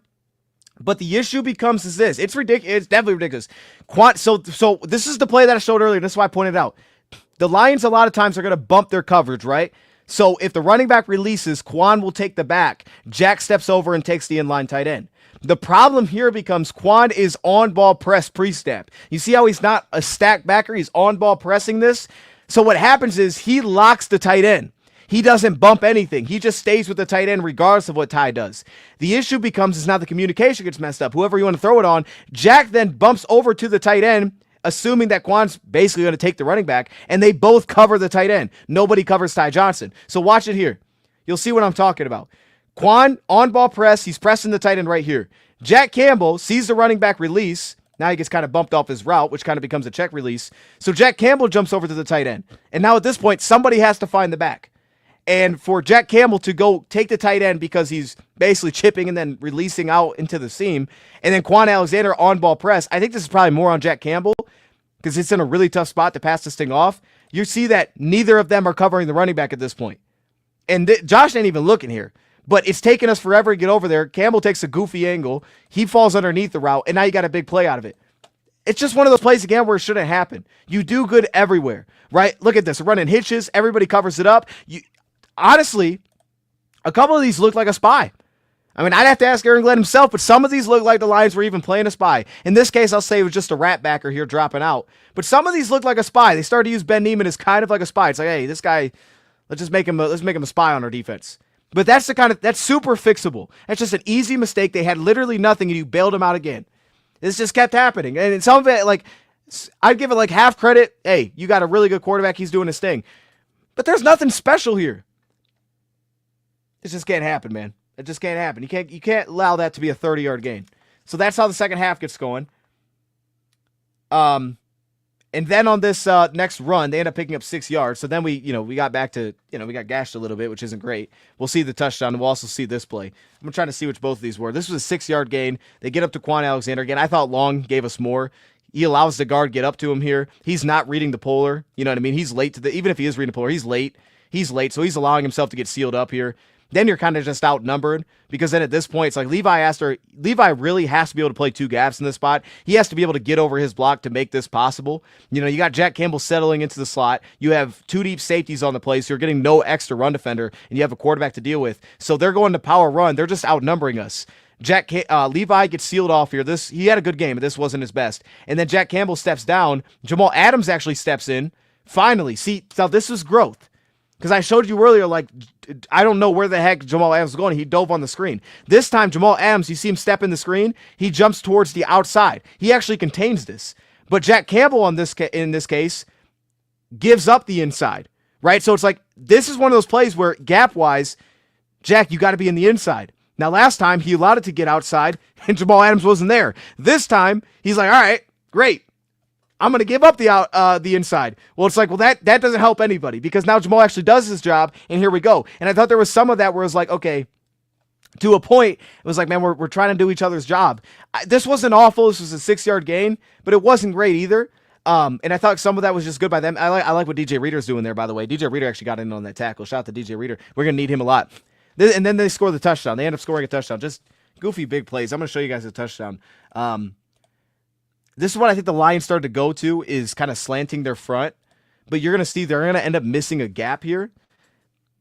They basically don't have the numbers for the gap. Again, they're playing these two deep safety looks, and they're going 3-by-1, so they're spreading us out. They're lightening the box, and this is why I think Buffalo did that simply. Like, it's not an excuse. They just went at our backers. They're like, we're not going to zone run. We're not going to let the defense blow this up, defensive line. We're going to go at these backers. We're going to lighten the box to not give their safeties any ability to help, because everybody knows our DBs will tackle, and we're going to make the linebackers make the plays. And credit to them, they did a great job with that, or their edge defenders. So, like, here, let me show you. This it's kind of unfortunate, but this is what they started doing. They started slanting the front. So Levi, instead of holding the C gap, would actually jump outside on the weak side here. So watch, Levi's kind of step down inside right here into the B gap. That allows Alex to then scrape outside towards the C gap. It's not a great spot for him because he sets the edge, and then Jack Campbell can't get back over top. You just don't have a gap for this play. You know, basically, like, you're kind of outnumbered here. And if anything, I need Jack Campbell to somehow be able to go make this happen. Like, I need him to see this puller, get over top of this block, or Levi can't get sealed down and just washed out of the play here, because you're going to start slanting the gap without having a player in there. They just spread us out and they went at us. Let me go now to the offense. I think Monty was already hurt at this point. I think he was. Because I saw one of his runs in the second half, and I was like, oh, that looked awful. I'm honestly, shout out to Monty for even being out there. Kind of reminded me of Davenport when he was trying to play through his injury. Like, it just didn't look right, man. It didn't look right. I felt bad for him watching it. And you come out, you get this 1-yard run by David Montgomery. I think this was Graham Glasgow. Now, also, the point of this, too, is they're stacking the box against us. Like, they're stacking the box against us. So, in some of these spots, it's like, all right, maybe we should have got to a pass, which is why in the second half, I wish our first drive, instead of trying to run, and then throw, it would have been pass, just like the very next drive where we end up fumbling, because that worked for us, you know, instead of kind of just trying to stick with the run. I understood why we wanted to, but it just wasn't happening. You know, they kind of bump over. Teron Johnson did a good job. Ed Oliver blows this thing up at the point of attack. And then on the backside with the extra defender, there's no cutback lane, right? There's no cutback lane once you put that extra defender in the block. So even though it's not bad here, there's somewhat of a lane, Montgomery's not right at this point. He's messed up. So he's not running right. He's not bouncing or cutting. He's just kind of flowing through this, and you kind of lose your block. But there's no cutback lane because their boxes, they're too heavy in the box there. So I wish we would have immediately got out into more of like the pass heavy in the second half, and just kind of like we did the very next drive. I think that would have, if we would have got to that one drive sooner, I think, again, could have been a different game. You know, hindsight's 20/20 on that, because it just didn't work. You know, maybe you throw and it doesn't work. Maybe you throw a pick and it's like, all right, we shouldn't have done that. But I just kind of wish they would have. Okay. David Long. Let's start to get to some positives here. We'll start with David Long. So watch David Long. I showed you how fast he was playing these guards. Watch David Long on this. We're going to get a 3-yard run.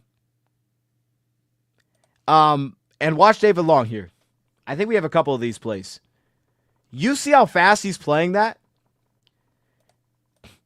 And to give credit to him, like, he's filling the gap as Campbell because there's the lead blocker, so he's filling in right behind him, which is good. I think Jack Campbell actually kind of read this pretty well here too. You know, stepping down. Levi does his job. He's working on the tight end. He's able to kind of bench press into a second gap. Ben Neiman's out in the slot. Ben Neiman sets the edge. And now both linebackers. David Long right here. This was the key. He beats Spencer Brown, the right tackle, right here.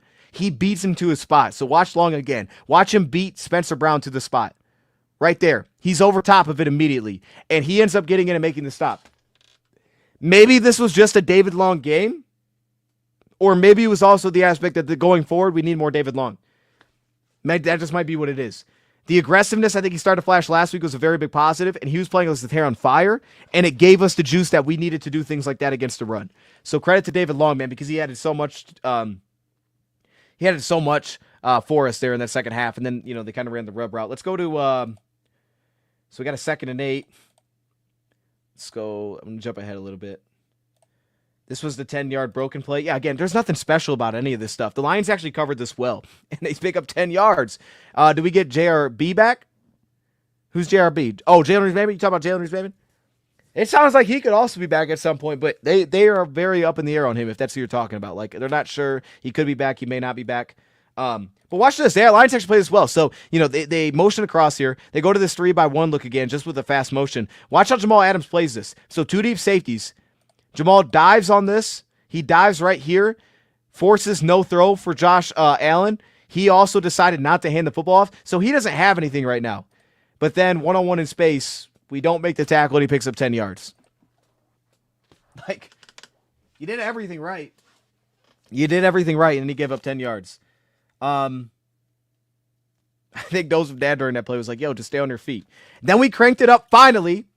Finally, on first down, we started blitzing. Finally, my goodness. I mean, this was man. But, bro, I came in and was like, yo, I want to blitz on first down. Finally, they did that. Now, I guess to their credit, they were kind of on that too. They tried to run a screen. But Long took it away.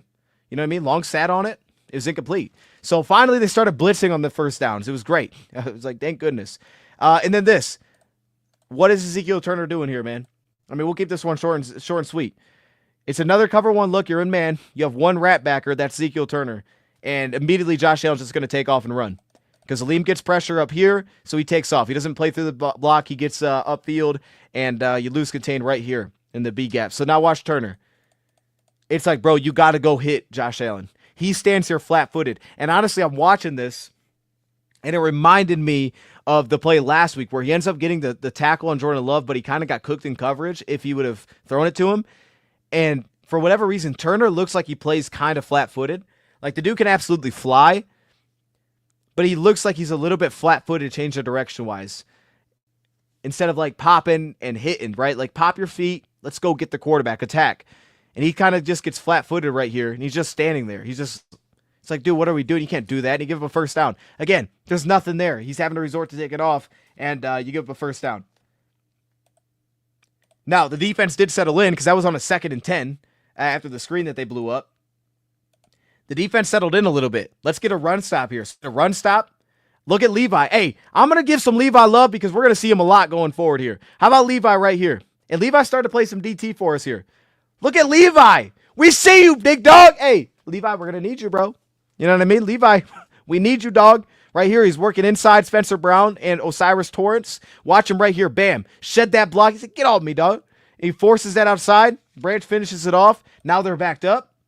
It's 2nd and 11. Now watch the Lions. So this is the second half. What I'm telling you is, here's how the second half has played out so far, right? Let's think about this defensively. Let's give context. First drive of the second half. You give up a huge play to Ty Johnson, right? Huge play to Ty Johnson, and then the huge run. This is the second drive of the second half. Yeah, second drive, second half. All right, watch this one. Lions go quarters. They cover it up well. Vildor does a good job. Takes this away. It's an incomplete pass. And I like some of the schematic adjustments, like play calling wise in the second half. You know what I mean? The aggression on first down. In this case, blitzing out of zone coverage. That's all I want to see. I was like, got to blitz out of zone. Blitzing out of zone coverage like this. And they're using, now in this case, also look at who's playing linebacker. Jamal Adams is your linebacker here. He's with Jack Campbell. Because Amik Robertson's still on the field. It's not Ezekiel Turner. It's Jamal Adams. They're putting him at linebacker, just letting him blitz. I mean, that could be a tell, I guess, in some spots. They're letting it blitz. They play quarters. Tries to hit now and up route. Vildor covers it well. Now it's 3rd and 11. So now you got two. Okay, we stacked 2 good plays together. And then we get to the 3rd and 11. I think they ran kind of a spy here. I think he kind of was like, you know what? We'll try a spy. I think he kind of did. And it works. They run the drag. Amik gets to stop right here. Again, they're in this kind of like their man beater a little bit. And it's covered up pretty well. Lions pass this thing off. Everybody covers up everybody here. Terry on the tight end this time after getting beat last time. Everybody covers this pretty well. And then they kind of use Ben Neiman to kind of settle back. I think it was Ben Neiman. It may have been Quan Alexander. I think it was Ben Neiman. Yeah, it's Ben Neiman. Sorry, it's Ben Neiman right here. He's settling back, and he's kind of spying the quarterback right there. And we end up getting off the field. So the second half was like, okay, now we're going the right direction. All right, I want to continue. Let's go back to the offense. Is Panda in the building? Shout out to Panda, man. All right, let's go to the offense, though. Let's go to the offense. This would be this was the play, man. We came out and we started throwing the ball. So, like I said, if we would have got to this one drive sooner, I think it would have been fine. Because we came out, we were throwing it, and it was great. And then the fumble happened, which is super unfortunate because you just got to stop, finally. And then all of a sudden, this happens, unfortunately. It was a good answer. You know, they were back in kind of that cover 6 match look. You hit St. Brown on the dagger. I don't know what the heck Jameson Williams is doing here. He gets pressed up. I don't even know what this is. This is a disaster. But the good thing is the ball didn't go that direction, I guess. But watch St. Brown, man. This is great. Like, this was a amazing throw on a 2nd down and 9. We got out of our own end zone. The pocket was collapsing. I'm going to show you that throw from the other perspective. That may have been the best, like, touch pass in this game.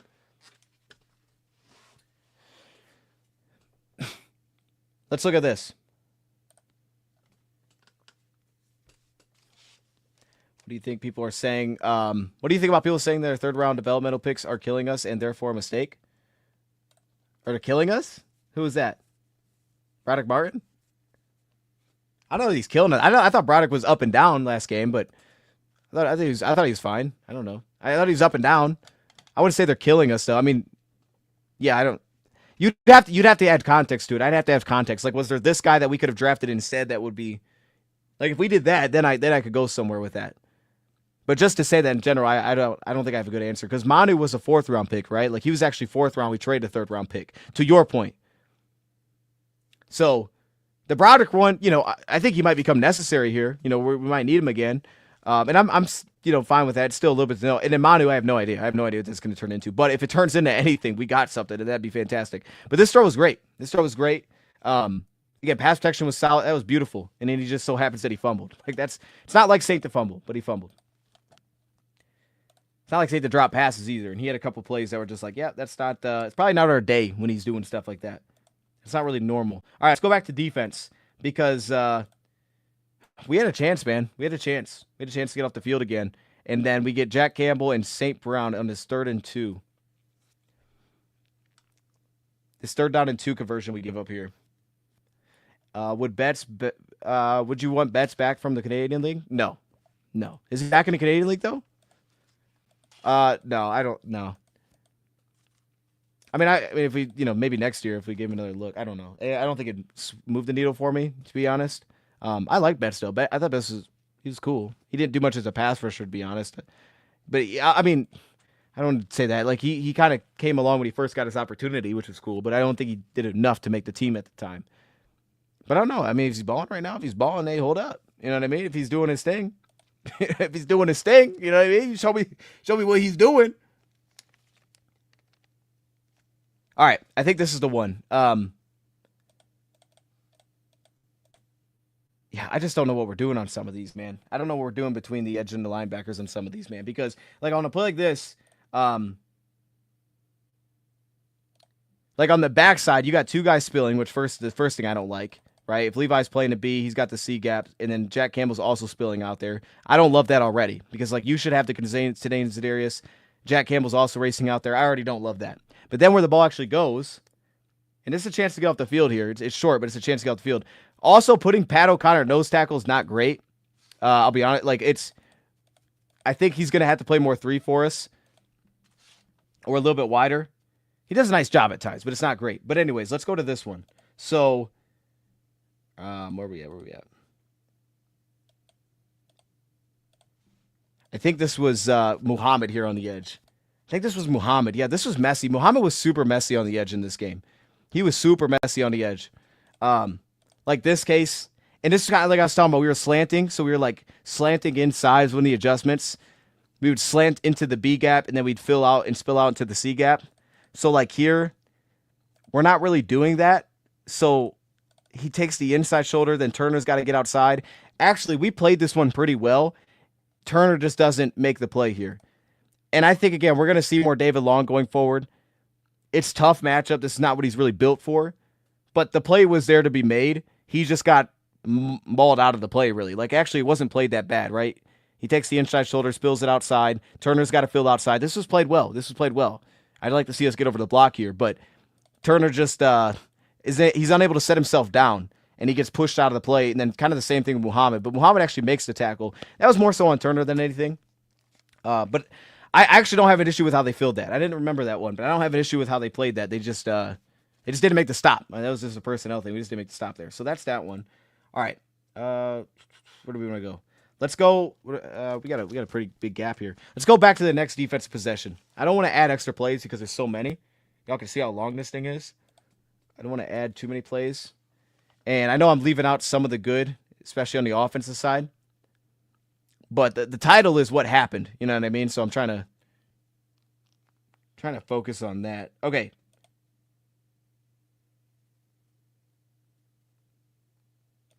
You know what's crazy though? I think I think I left it out of that last play. Maybe it's coming up. Maybe it's coming up. I don't want to spoil that. It's coming up. No, it's coming up. Okay, it's coming up on this possession. You'll see it. The way that we gave the touchdown was, again, just another disaster. Kind of what the whole game was. Something that shouldn't have been given up, but it was. Okay, so here we got a 3rd and 4. Here we got a 3rd and 4. And this is like, if you told me this was the matchup we were to get, I'll take this. Similar to what we just saw in that last 3rd down pickup, which was 3rd and 2. It's just you're not making the play, right? Sometimes just guy has to go make the play, and they didn't make the play. This is something we're going to have to live with, of course, but like also on this play, which is kind of weird, there's no switch here, and seemingly Branch won. I don't know if this goes differently. If Branch gets Kincaid, and they bump this off in coverage rather than Terrion taking Kincaid, Terrion gets beat on kind of like this C route, gives the big play here. If they bump this and Branch gets this matchup instead because he was moving towards it, this may end up going better, but he doesn't. And you can see how fired up Branch is. Like, bro, what are we doing? This was the other issue. Like I said, I didn't think this was a good game from Terrion, but it was also this. There were too many communication breakdowns with Terrion. He's young, so it's understandable. But there were just a few too many. And, like, you could see the frustration here, seemingly with Branch. Like, bro, we have to switch this. And they don't switch it. Now Terrion's playing it. He gives up the C route. It's a 3rd and 4. He's beating man coverage. Regardless, switch or not, you'd like to see him be in the spot to make that play. You'd like to see him make this play regardless, to be honest. And again, the Lions were going those 2 rat players, so he wasn't trying to run. You just got to make the play. Some of it's not the calls. Just make the play. And then that was, okay, so that was the big play they had there. That's what got this going. And then they had a 3-yard run, which again, David Long came to life, bro. David Long came to life. He gave us so much in this game. It was huge. Like here again, he's reading the polar. He's playing so fast. I think that's what was huge. Is like the patience was not the game. This was not the game to be patient with how they were attacking us stylistically. Like these counter pulls where they're bringing a left tackle across. He's going to set like he's going left and go back the other way. To read the polar and just go rather than sitting back here was everything. Because Long got across. He's beating the guards that are trying to wall him off at the second level. He's beating them to their spot. So he's just getting right over top. He's making the play against the run. It was everything in this game, man. It added so much. That's a 3-yard run. He was fired up after that play. I don't even think he made a clean tackle there or anything. But he was in on it.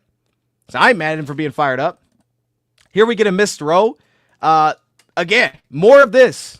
Like, bro, I wish we did more of this from the jump. And I'm not Aaron Glenn. I obviously don't know what Aaron Glenn knows, but at all. But I wanted zone blitzing in this game. Like, you watch my I wanted zone blitzing. I wanted on 1st down. They're doing it on 2nd down. Regardless, I wanted zone blitzing. I wish we would have done this more. Man. Because to me, the one thing that we could beat us was the run game, which it did. And when David Long came in, it helped us. So that was the one thing that we knew could beat us. So I would have liked to see probably more single high safety. I understand not wanting to give the big play in the pass game, but the issue is we still gave up the big play because everything became a broken play. It wasn't as much of like, oh man, that guy got the one-on-one and then he got over top. Like, it wasn't that. It was that the Lions had 2 deep safeties a lot early, and they gave up the big play because the play would extend too long and nobody's plastering anybody. So the mindset that Aaron Glenn, I think, was fine. I think Aaron Glenn's idea of like, I don't want to give the big pass play is fine. But the downside is he still gave up the big pass play. So he really didn't. I think the best way to put it is he didn't take anything away. And then in the second half, he said, okay, we're going to get more aggressive. If we're going to play 2 deep especially, we're going to blitz it. We're going to go zone blitzing. I loved it. And we're going to be a little more aggressive against the run, right? We're going to slant in against the fronts. We're going to blitz a little bit more. David Long's going to fly around. And we're going to be, because that was the one thing that was like, you can't let that happen, is them run all over you. And I understood having confidence in the front, but it wasn't great. And then tie all that along with, you just had too many communication breakdowns really in crucial spots, right? We just showed like 4 of them. Let's go to another one. Let's go to another one. This was actually good though. Line showing man again. It's 2nd down. They're going to zone coverage right here. This kind of cover 6 look. And the good thing about this is like they're blitzing out of it, man. They're bringing 5. Josh Allen rushes it. I don't even know what he's rushing it for. I guess because the guy fell down, he thought he was going to take off. But this was like a great job contain-wise. I think this was Pascal. Or no, this was Reader. I'm sorry. Yeah, Reader. Watch Reader on this play. Reader works over top of a gap so that Josh Allen can't take off. This is big. We need this going forward.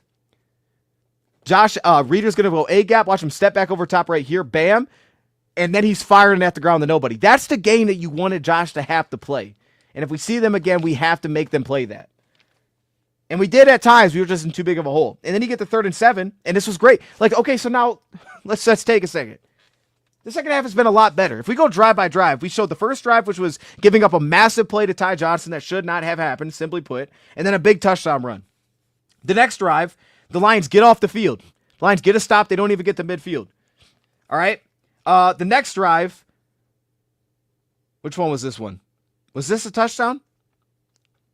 Oh, no, I cut it off early. Yeah, the next drive, we saw the 3rd and 2. We just didn't get off the field, so that wasn't great. But it was also a short field because it was set up by the Lions fumbling the football. So you fumble, you give them a short field, they're going to score. All right?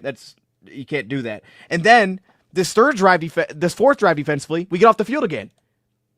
Like the defense was better in the second half. It was objectively better in the second half. It just wasn't enough for the spot that we put ourselves in. But it was objectively better, and we'll show another example here. So, yeah, man coverage again. Lions covered up really well. They have the 2 rat backers. It was a great adjustment. The contains there, step down, and guess who makes the PBU? I think that time it was Terrion. Yeah, it was Terrion Arnold that time. So what I'm saying is, like, it was better. There were things to look at. And Aaron Glenn, I think he did what he had. He did what he could. He adjusted. He didn't just sit there and let it happen. He wasn't like, all right, we're getting cooked on the run game. I was going to do the same thing. It's like, okay, we're going to be more aggressive. And I think he started playing spies in this game too, in a sense. It was like, we're gonna put Ben in a spy. We're gonna put 2 rat guys. We're gonna rush 3. Like he found some little wrinkles to be like, this is. And I thought he came out with fine wrinkles. I thought they had fine wrinkles coming into the game. It's just, and again, look at Za'Darius that time. He actually spills the pocket that time. Shout out to Za'Darius. We're gonna need him too. That was a ridiculous play by Terrion, by the way. My gosh, if we'd have won that game, we'd have been looking at that play a lot more. That was an insane play. So great stop. Good job there. Let's go back to the offensive side because the offense was rolling at this point. Once we started to go kind of pass heavy, thank goodness. I wish we would have done it more. This was Jahmyr Gibbs, and I wanted to show Jahmyr Gibbs because this was interesting. They were taking off J-Mo at times for Jahmyr Gibbs. I just thought it was interesting, and I can understand it. If you're not going to get the vertical shot because they're going to play too deep, use Gibbs. He's better underneath. You know, you can make that case that he's better underneath. And this is what I'm talking about. Jahmyr Gibbs is a real part of the pass game right now. This has not been the case in the past. He's a legitimate part. He's lined up a receiver a lot. We had St. Brown and split back looks. He's a real part of the pass game. And on a play like this, just to kind of preface what you're going to see here, they're going cover 3 sky. And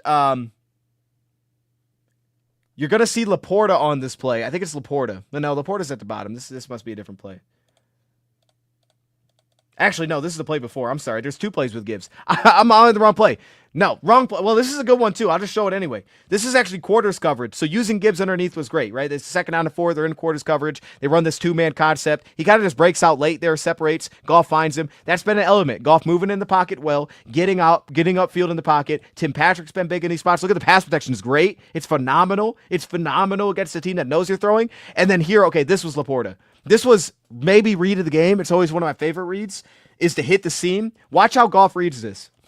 So we want to show good. Watch Goff on this play. So this is the cover 3 look. All right, it's cover 3. They're going sky. So you're going to get Cam Lewis, or this ain't Cam Lewis. I think that's Bishop. He's going to roll into this flat look. At the snap, though, so they're disguising it as too deep. At the snap, he rolls down into the flat. Goff sees this safety, free safety, roll to center field. And immediately he finds that and makes the read. So watch Goff. He holds over left here. You could hold Bernard to open up the seam. On time, rips it. You kind of get this same route kind of inverted that we saw last time with J-Mo. Pull the sideline corner out, and then you have that little out and up route, kind of like a stick nod, but less aggressive. Right into the seam, bam. That is a beautiful window shot. It's an amazing read, and we had a lot of that. There was a lot of good reads I had for Goff. There were some missed throws.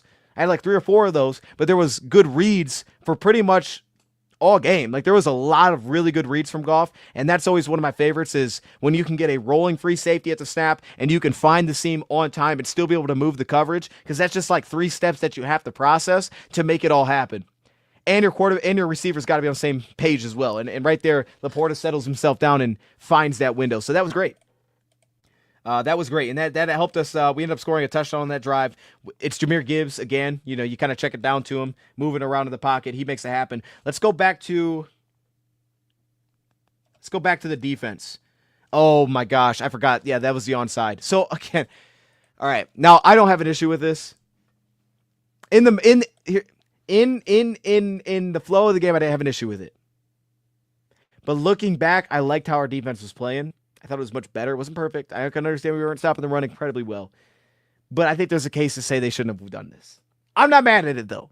But I think there's a case because I think it was much better to maybe put their defense out there. But look at this goofiness, bro. This is what I'm... So obviously we're set up at the 5. So this is why our defense was getting torched in the second half, too. This is the kind of stuff, dog. You can't make this up. Watch Ezekiel Turner here. He trips over Brian Branch. And you're going to see it right there. So right there. Right there. They're putting a lot on these linebackers' plates. So right there. They switch it off. So right here, he's going to try to communicate, even though it's already passed off. He's just doing it. So now when he bumps down, now you're like, okay, who has who?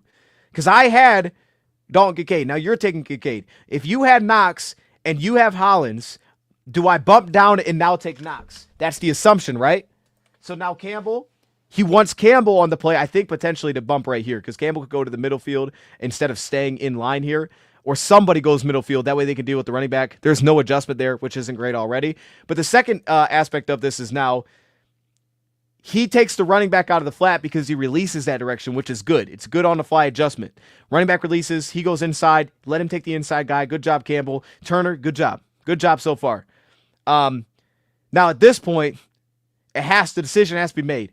Is Branch locking the receiver or are we bumping inside, inside, inside? Inside guy, inside guy, inside guy.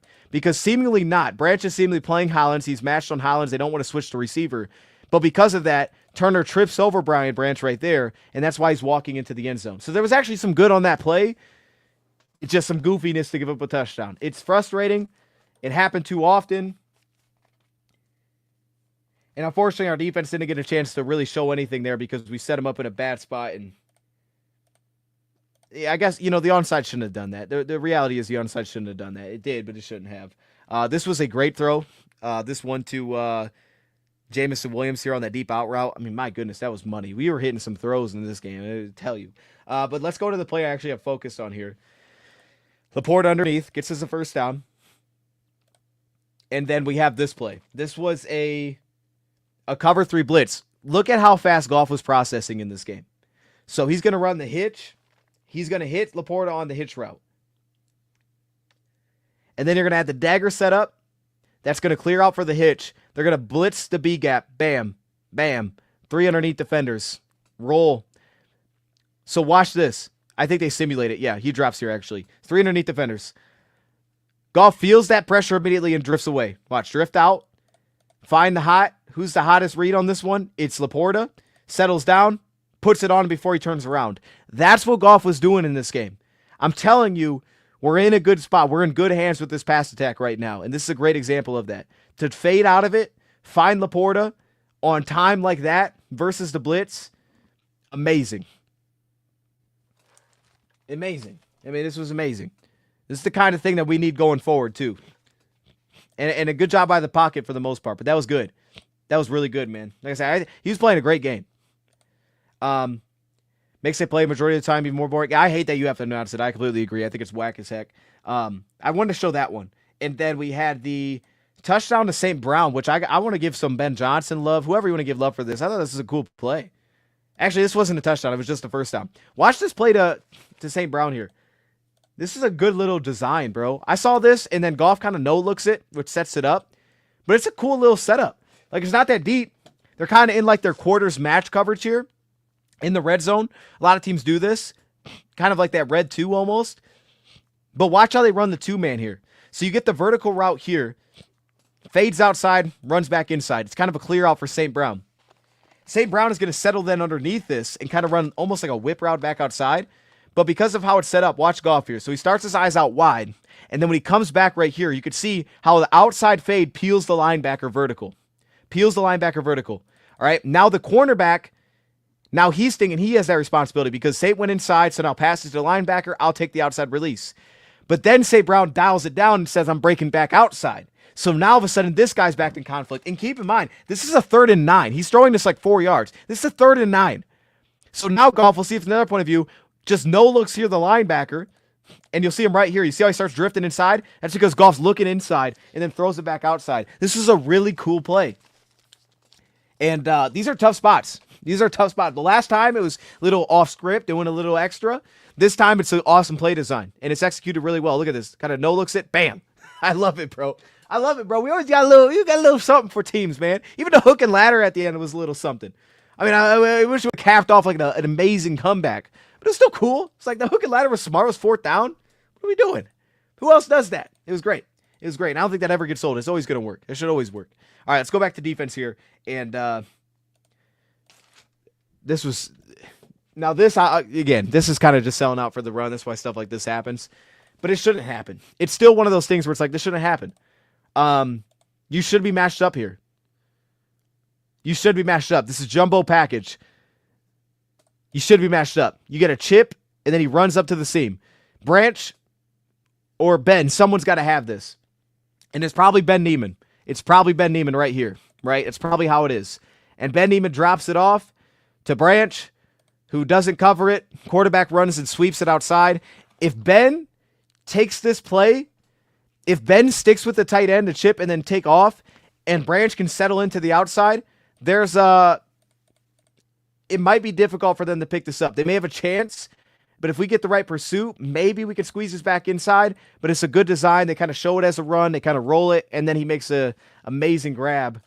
He makes an amazing grab. I also would have liked to see Kirby play faster in this spot. Like, Kirby's cheating over towards the strong side of the formation. But, man, it's just like, I would have loved to see him in a spot right there. I don't know. There's a couple of those where, like, man, I wish Kirby was in a better spot. Keep it simple, man. This was the big run. Going at Josh Paschal here on the backside. Not great. I don't know what he's doing. Like, again, I just don't know what we're doing. I understand we're trying to stop the run, but you just can't crash this aggressively. I don't know what this is. Like, I see this, and I'm just like, hey, you can't do this. They know. You can't do this. You can't do this on the backside, man. You're unblocked, right? It's a zone read.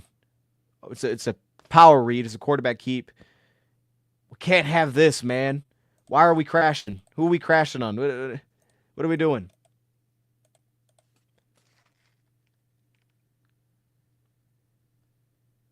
And it was a good fake. Like, I'll give him credit. It was a good fake. I thought this may have been on Jack Campbell, but I really do think it's on Paschal. I don't think this is on Campbell. I thought it was a good fake. He's following the pole. It's just Paschal's completely selling out for the run there. And I get it. But it shouldn't happen. We're better than that. And then here's another one of those breakdowns. So you want to talk about breakdowns, Chad? I only got a couple more left, so bear with me. Watch the breakdown here. This is fixable stuff, but Terrion was having a rough one. So they go 3-by-1 again, right? Jamal Adams is new, so maybe it's some of that. Jamal Adams is blitzing on this play. So the Lions are going too deep, and they're blitzing Jamal. Well, watch the issue here. Because you can see how there's a tight end in line on the backside. It's almost like Terrion saying, hey, Jamal, take the tight end. And then he's looking back to Kirby, and Kirby's like, no, don't do that. So he's like, all right, I got you. Let me go take the tight end. So now he bumps back over there. Kirby Joseph's like, wait a minute, don't do that. We're outnumbered now. Don't do that. He's blitzing. You can't say he's blitzing. He's blitzing. And Jared's like, all right, I got him. So then he runs over there. And at this point, you're like, wait a minute. Now we don't have the numbers anymore. And you can see Kirby's like, what the heck are we doing? We're outnumbered, so he's got to race over. Jamal's blitzing. You don't have any numbers. And then, watch how they pick up the first down. Hold up. I think this is the right play. Yeah. 2nd and 4, 3rd and 4. Okay, no, 3rd and 4. This is actually good. We didn't give up anything there. It was great. I think this is David Long game. David Long was on one. Like I said, David Long was on one. I think this was him. I don't remember this play. Yeah, it's David Long again. David Long was on one, bro. He's going to get more snaps. Look at this goofiness. All right? Look what we're doing in the back end. This time it's Vildor. I don't even know what Vildor's doing here. This is one of the weirdest plays. He doesn't even move. Chad, he doesn't move on the snap here. Watch Vildor. Hey, someone got to break that down to me, dog. I don't even know what that is. Like, at first, I'm like, all right, he thinks that maybe it's a route. Even the lineman's confused. Like, all right, I don't got to block you? Like, what are we doing? What are we doing, bro? I don't know what we're doing here, man. It's like, all right, you got the tight end, I got Hollins. Like, right here, I get it. But it's like, okay, now realize there's a lineman racing out here. It's like he sees the lineman, he's like, I don't know if I want that smoke. I don't know if I want that smoke, dog. You know what I mean? Bro, I'm watching that like, what are we doing, dog? So much goofiness, bro. Personally, I like Dion. I deserve some loss for this, bro. I do deserve some blame, man. I do, man. I do, bro. I overlook some of this stuff, but it's just like, what are we doing? And then we make a good play. Like, our first down defense was so much better in the second half. It was so much better. Ben Neiman, this was a stretch. Ben Neiman was on a heater here. Watch Ben Neiman. Watch him. The reactiveness there, gets back outside shoulder, forces it back inside. Campbell slides down, makes the tackle. Ben Neiman also made the second and goal stop here, right here. Watch this. He steps down, bats the pass at the line because Vildor's got to work across because they run a dang beneath route. And then it's third down. And this was just an amazing play. But again, Levi, you can't leave your feet, dog. You know how they say in basketball, don't leave your feet? Levi, don't leave your feet. He's blitzing Jamal. Branch, we're going zero coverage. Branch is going to take Kincaid. And this is where he goes that goofy chest pass. The problem is Josh Allen can run because Levi jumps. I'm watching that like, dog, if I was a coach, I'd be fired up. Come on, man. And now, he's not normally in that spot. He's not normally in that spot, so it's understandable. But it's just like, oh my goodness, man. He cooked him with that pump fake. Now Branch is like, I gotta go.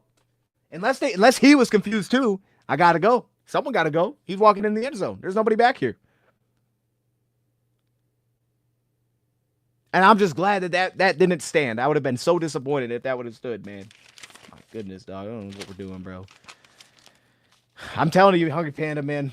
It's about time we see Mosley, dog. It's about time. So you could see there was like 9 plays of I don't know what we're doing on defense. Fixable stuff, goofy stuff. Even there was so much good, and it's just like we make one stupid play. Do a lot of good, and we do one dumb thing, and it's just like, bro, we just gave it to him. There's no... This, and I just rolled through this. If you're here from the beginning, I appreciate you. I said at the beginning, I may be weird for this. I may be wrong. I'd love to play this team again. And I know that, oh, no, he can't. Josh Allen, it's too much. No, play this team again, bro. I hope we play this team again. Because we got a lot of wrongs to fix. And there's so much of this that can be better. They're going to get plays because Allen's just going to do things that you can't project. But, dog, we gave them so much stuff, dude. It was so frustrating. Now, I will say, St. Brown absolutely cooked this man. I mean, I gotta put this in here. Let's end on the good note. Watch St. Brown cook this man, all right? This is man coverage, and they started to go to these 2-man looks at the end. He absolutely routed this man up. And you notice because, like, golf looks nowhere else, he's like, just get open. Just get open, I'm going to throw it to you. Like, this is like an outside thing. Like, you just, like, he's doing one of these numbers. You're like, just get open. Just get open, I'll throw it to you. No, all right, I'll get open. There's a lot of, like, extra to this route for St. But he gets to first when he had to have it. And, watch St. Brown on this play. He's at the bottom of your screen. He's working on Kyer Elam. And as they would say, he routed him up. He routed dude up. Look at this. It's so nasty. Yo, that was so nasty, dog. I was like, all right. You know what I mean? That's a good one to end on. And then, you know what? I'm going to end on one more good one just because it's been such a disaster watching this. I'm going to end on the Jamison touchdown because it's a good route. Like I said, J-Mo has improved so much as like he's beating man. That football intelligence has to improve, though. Like the field awareness, the zone coverage awareness has to get better. And hopefully it does soon and in time. And I think it will. He's young. He's missed a lot of time. But this was nasty. I'll give it to him. Right? Bump it over right here on Christian Benford. Ugh. Nasty. Overall, man, it's one loss. You know what I mean? They all count the same. It's one loss. But it's an AFC loss, so I guess that counts a little bit different. As bad. It stinks because it's like you lose and then you lose all these guys where I think usually the mindset is like, oh, next man up. We handle business. But this time he didn't. So it's like a lot worse of an outlook. It's a lot more depressing. I don't think it should be. I don't think it should be. I think David Long needs to play more. I think Levi played really well, and we're going to need him to. I think our pass protection played maybe one of our better games this season in terms of like they have dudes up front that can get after it when they know you're throw passing, and they did pretty well. They picked up stunts really well. I think there was good adjustments. I think they even came in with good things defensively. I thought Goff's pocket movement was at a top-tier level. Laporta's playing really well right now. He played outstanding in the second half specifically. St. Brown, he can go win, just don't fumble the ball. Gibbs in the passing game is so fun. I'm fired up for that as we go forward. What else do we have? Allen Robinson was playing at the end. I don't know why. He wasn't getting... Allen Robinson looked like he didn't have it at the end, I'm going to be honest. But it was interesting because they started taking J-Mo, or actually at that point it was Tim Patrick came off the field. Earlier it was J-Mo came off the field and Gibbs came in. So something to keep an eye on. They started to use those split back looks as touched on. I didn't think Kirby had a great game necessarily, but a lot of it was just coverage breakdowns. Gotta learn how to plaster in coverage. That's the next step. Aleem was awesome. Unfortunately, he's hurt. He was awesome. Jack Campbell was attacked in coverage, so getting Alex and Jalen Hurts back hopefully at some point will help there. But they went at him, and in man coverage, that's just not a spot for him. And other teams will look at that, and I think we'll see more of that going forward. I think the Bills came in with a terrific plan. I think they isolated linebackers. I think they took the D-line out of the game as best as possible. I think they tried to take our secondary out of the run game. I think matchup-wise, they're like, yo, let's make all these new dudes work. Let's make them work. Let's make them think. Let's make them play fast. We're going to play fast. They simplified the heck out of it, and they never became a drop back, got to get through multiple reads team. Whenever they did, it didn't look good. It never looked good. But everything was like broken play. Nobody's open. It's like, dude, there's nobody open at all. And we gave a big play. So we're better than this. We're way better than this. But look for more David Long. And Jack Campbell's still a dog. He's still a dog, especially against the run. St. Brown had food poisoning. And the thing is, St. Brown had like 190 yards. I'm like, dude, just imagine if he didn't fumble. He would have like 200 yards. I mean, he left a couple plays out there, too. He left multiple plays out there. You know what I mean? Like, this dude could have been like 200. He could put like 250 yards out there. He could have put like 250 yards in this game. It's crazy. Who's better, FC Champion Lions or current day Lions? I'd say current day Lions. I don't even think it's close. I think if we moved around our secondary, I think it's better than it was last year. Linebacker's not, but Jack Campbell's way better than he was last year. But Alex not being here. We need to get Trevor back. We need Trevor back, so hopefully that's coming soon. But Ben's played better at the end. And I still like our D-line. I think Levi played really well. He gave me a lot of optimism. I just wish we could have attacked David Edwards and Torrance a lot more, man. Like, we just had success. We couldn't make them pay for it, man. It was there. And now I'm going to hear us like, oh, you said the old line was trash. Look at you. They got no sacks. I mean, get out of here, dude. We cooked that front. I don't even know it was going to work, bro. I just did some goofiness, man. The offense, though, I think is playing at its best. The passing attack is at its best it's ever been. I'll say that. I think it's the best it's ever been. Goff's playing at a super high level. And like I said, the pass pro taking steps this week is big. Gibbs involved in the pass game. Tim Patrick is got a beautiful connection with Goff. And like Laporta is showing more of like okay, I'm still that man beater that you remember. I'm still that guy. He looked like really slim in this last game. And Gibbs is now becoming a guy in the pass game. I'm fired up for that, dude. And Bates missed a field goal. Let's not do that again. Just throw that out there. I mean, their guy missed it from like 12 yards, but he did miss a field goal. We should have kept Houston. That was a tough one, man. That was a tough one to lose. Yeah, that one still hurts a little bit. That one still hurts.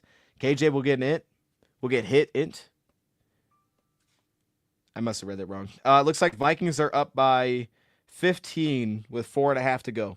Falcons are up by 12 with 3 minutes to go. Raiders might score though. But yeah, the Bears left points on the board, man. He avoided the James Houston though. All right, that's unnecessary. Didn't need that. Uncalled for. Uncalled for. Not great. Shout out to Easy who's in the chat. I saw Easy. I saw Woodward in the chat, man. I appreciate y'all. Thank you for tuning in. Shout out to everybody tuning in this one. This was a long one, but it was necessary. It had to be done. I don't know if I'm going to clip this or not. Probably not, to be honest, but I just want to get this in and out. Yeah. You know what I mean? It's just move on, I guess. I don't know. Like, the weird thing is I kind of want to talk about this game more, but at the same time, I do want to move on. You got to rewatch. I appreciate you. There's a spot in here where it kind of cuts out. So just like skip past that, okay? Just so you know, like right in the middle. Just let the people know Vildor isn't terrible. Vildor was good in this game, man. Vildor was good. Gave a 1 reception, all right? Gave a 1 reception. He got beat underneath 1 time. He was good in this game. I don't know what that last run play was, though. I can't defend that. That was a disaster. But he was good. You know what I mean? And that just makes me more frustrated because I don't think they would. I think if we played them again, I don't think they can beat us like that. I really don't think they can beat us in that type of game, and we allowed them to avoid it. We allowed them to avoid having to beat us like that, which is tough because I don't think they could have. You know what I mean? But also, that just is a game. You don't play to your weaknesses. It makes no sense. I also was trying to show that we signed Pittman. Panda, we signed Pittman. Oh, snap. Okay, Michael Pittman back in the building. Let's see that. Was he on our practice squad? Why didn't Aaron Glenn switch up his man game plan? I don't think that was the issue. We just went through it. So let me go through what I had charted down. I think he definitely switched. I thought, look, because we just went through it all. I thought Glenn had a really good game plan for coverage to start the game. Both third downs, he went zone. The defense just did not plaster anything in coverage. He had really good starts to the first 2 third downs. We just didn't do anything in the back end. Then he had to adjust 2-man and actually worked better in the second half, weirdly enough, but that's just because we executed better. But I'll roll through what I had them in coverage play by play real quick here, just for what you're saying first half. Defense, all right? And remember, this is a heavy man team. Cover 1, that's man. I had him in man zone. So I had cover 1, then I had cover 3. Tampa 2, that's zone. And then I had off the field. Next defensive possession, Tampa 2, that's zone. Cover 1, that's man. Cover 2, that's zone. Cover 3, that's zone. Quarterback keep, counter pull, then a run. All right, that's the first possession. So more zone than man. Let's continue. Next possession was cover 1, man. Tampa 2, that's zone. Cover 3, show man, that's zone. That ultimately got us to stop, and then we gave it the first down going to man coverage in 4th and 5. Cover 3, and then the touchdown. The next defensive possession I had thus in, let me see here. Cover 3, which is zone, and then cover 1. So we mixed them both, and cover 1 was goal line there. It was inside the 10. So that was the first half. So I would say it was pretty mixed, to be honest with you. Like, it was actually about 50-50 based on what I had wrote down there. And like I said, I thought he was really good situationally. I thought the play calls were fine. If you just join in, it's not your fault. But if you're just joining, please run it back. Please run it back. I mean, this was just bad execution, bro. This is just goofy stuff. We got to be better than that. I'll do this one more time just because I think the play is hilarious. Not hilarious, but I think it needs to be shown. Like, this first third down, this is a thing that you can't do. All right, so I'm just going to show it again just because we already went through it. And the Lions started they actually used the spy in the second half once with Ben Neiman. They did 2 rat looks a couple of times. They have 2 underneath flat defenders with a 3-man rush to keep him in the pocket. And this was the first, so this was actually good coverage. This was cover 3. This set up the third down play. This was zone. It's covered really well here. Really well. Spills him out of the pocket. Good to contain. We spill him out. I think that was, what was that? Was that Pascal? I think that was Pascal. And then here they show man, go to zone coverage. Tampa 2. And look at this. You have him. He's bottled up. Now right here, you jump inside. That's not great. So linebacker crashes. You have to plaster routes. I'll show this one more time. Terrion does not find any route here. Jack Campbell's drifting into no man's land. You got to find the routes. Everybody else finding routes. You have to find the routes. He doesn't find the route at all. He lets it get behind him, and Josh Allen just keeps the play alive, and you get a huge play out of that. You got to plaster it. You know what I mean? Like, I can't see this play and be like, Aaron Glenn, terrible job. Like, no, dude.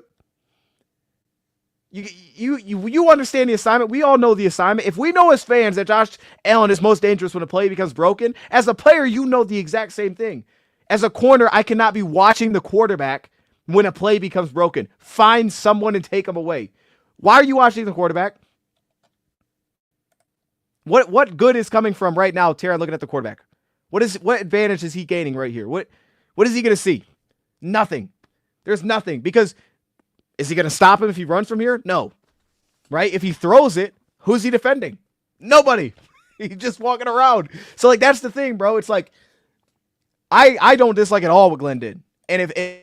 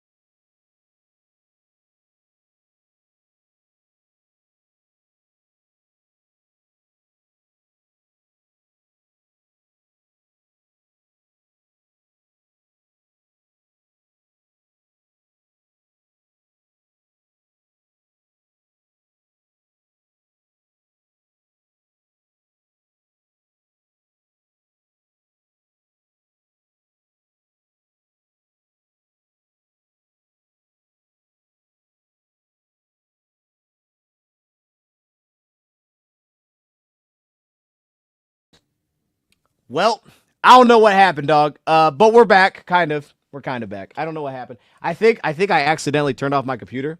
I ain't gonna lie to you. But it is what it is. It is what it is. You know what I mean? I think I absolutely accidentally unplugged my computer and just turned off. It is what it is. It is what it is. You know what I mean? The good thing is we were at basically the end there anyway, so it's fine. I think I unplugged it, dude. That thing just like turned off. It's like, oh my goodness, what feature is that? That ain't no feature. That ain't no feature. We need clickbait titles. Fire AG. I don't agree with that though. If I put don't fire AG, is that clickbait? You know what I mean? I hear you though. You know what I mean? Sometimes that is the way to do it. Not logical explanations. I like that. That's funny. Hey, that's funny, bro. He said not logical explanations and play breakdowns. I feel you though. And you know, that is the weird thing. And you know, everybody understands in content creation. The weird thing is, man, is like the videos that I feel like I quicker and it's just kind of like, bam, you know, right there. And it's just like, and I walk away and I'm like, I didn't really feel great about that video. Like, it was solid. They don't do as well. I mean, they do really well, but the ones that don't do as well is when I walk away, I'm like, that was money. We did that. You know what I mean? But that's how it goes. That's how it goes. You know what I mean? That is what it is. That's the game. All right. Well, now that my internet's given up, man. Actually, that wasn't even the internet. Internet has given up though today. You know, we're going through it. We're going through it live. Y'all are witnessing tragedy. So we're good, man. We're good, man. I appreciate y'all joining. Shout out to my man with the 99 Bill. We see you, Bill. Must see the video. I should have made it a video, man. I should have made it a video. I shouldn't have done a live stream.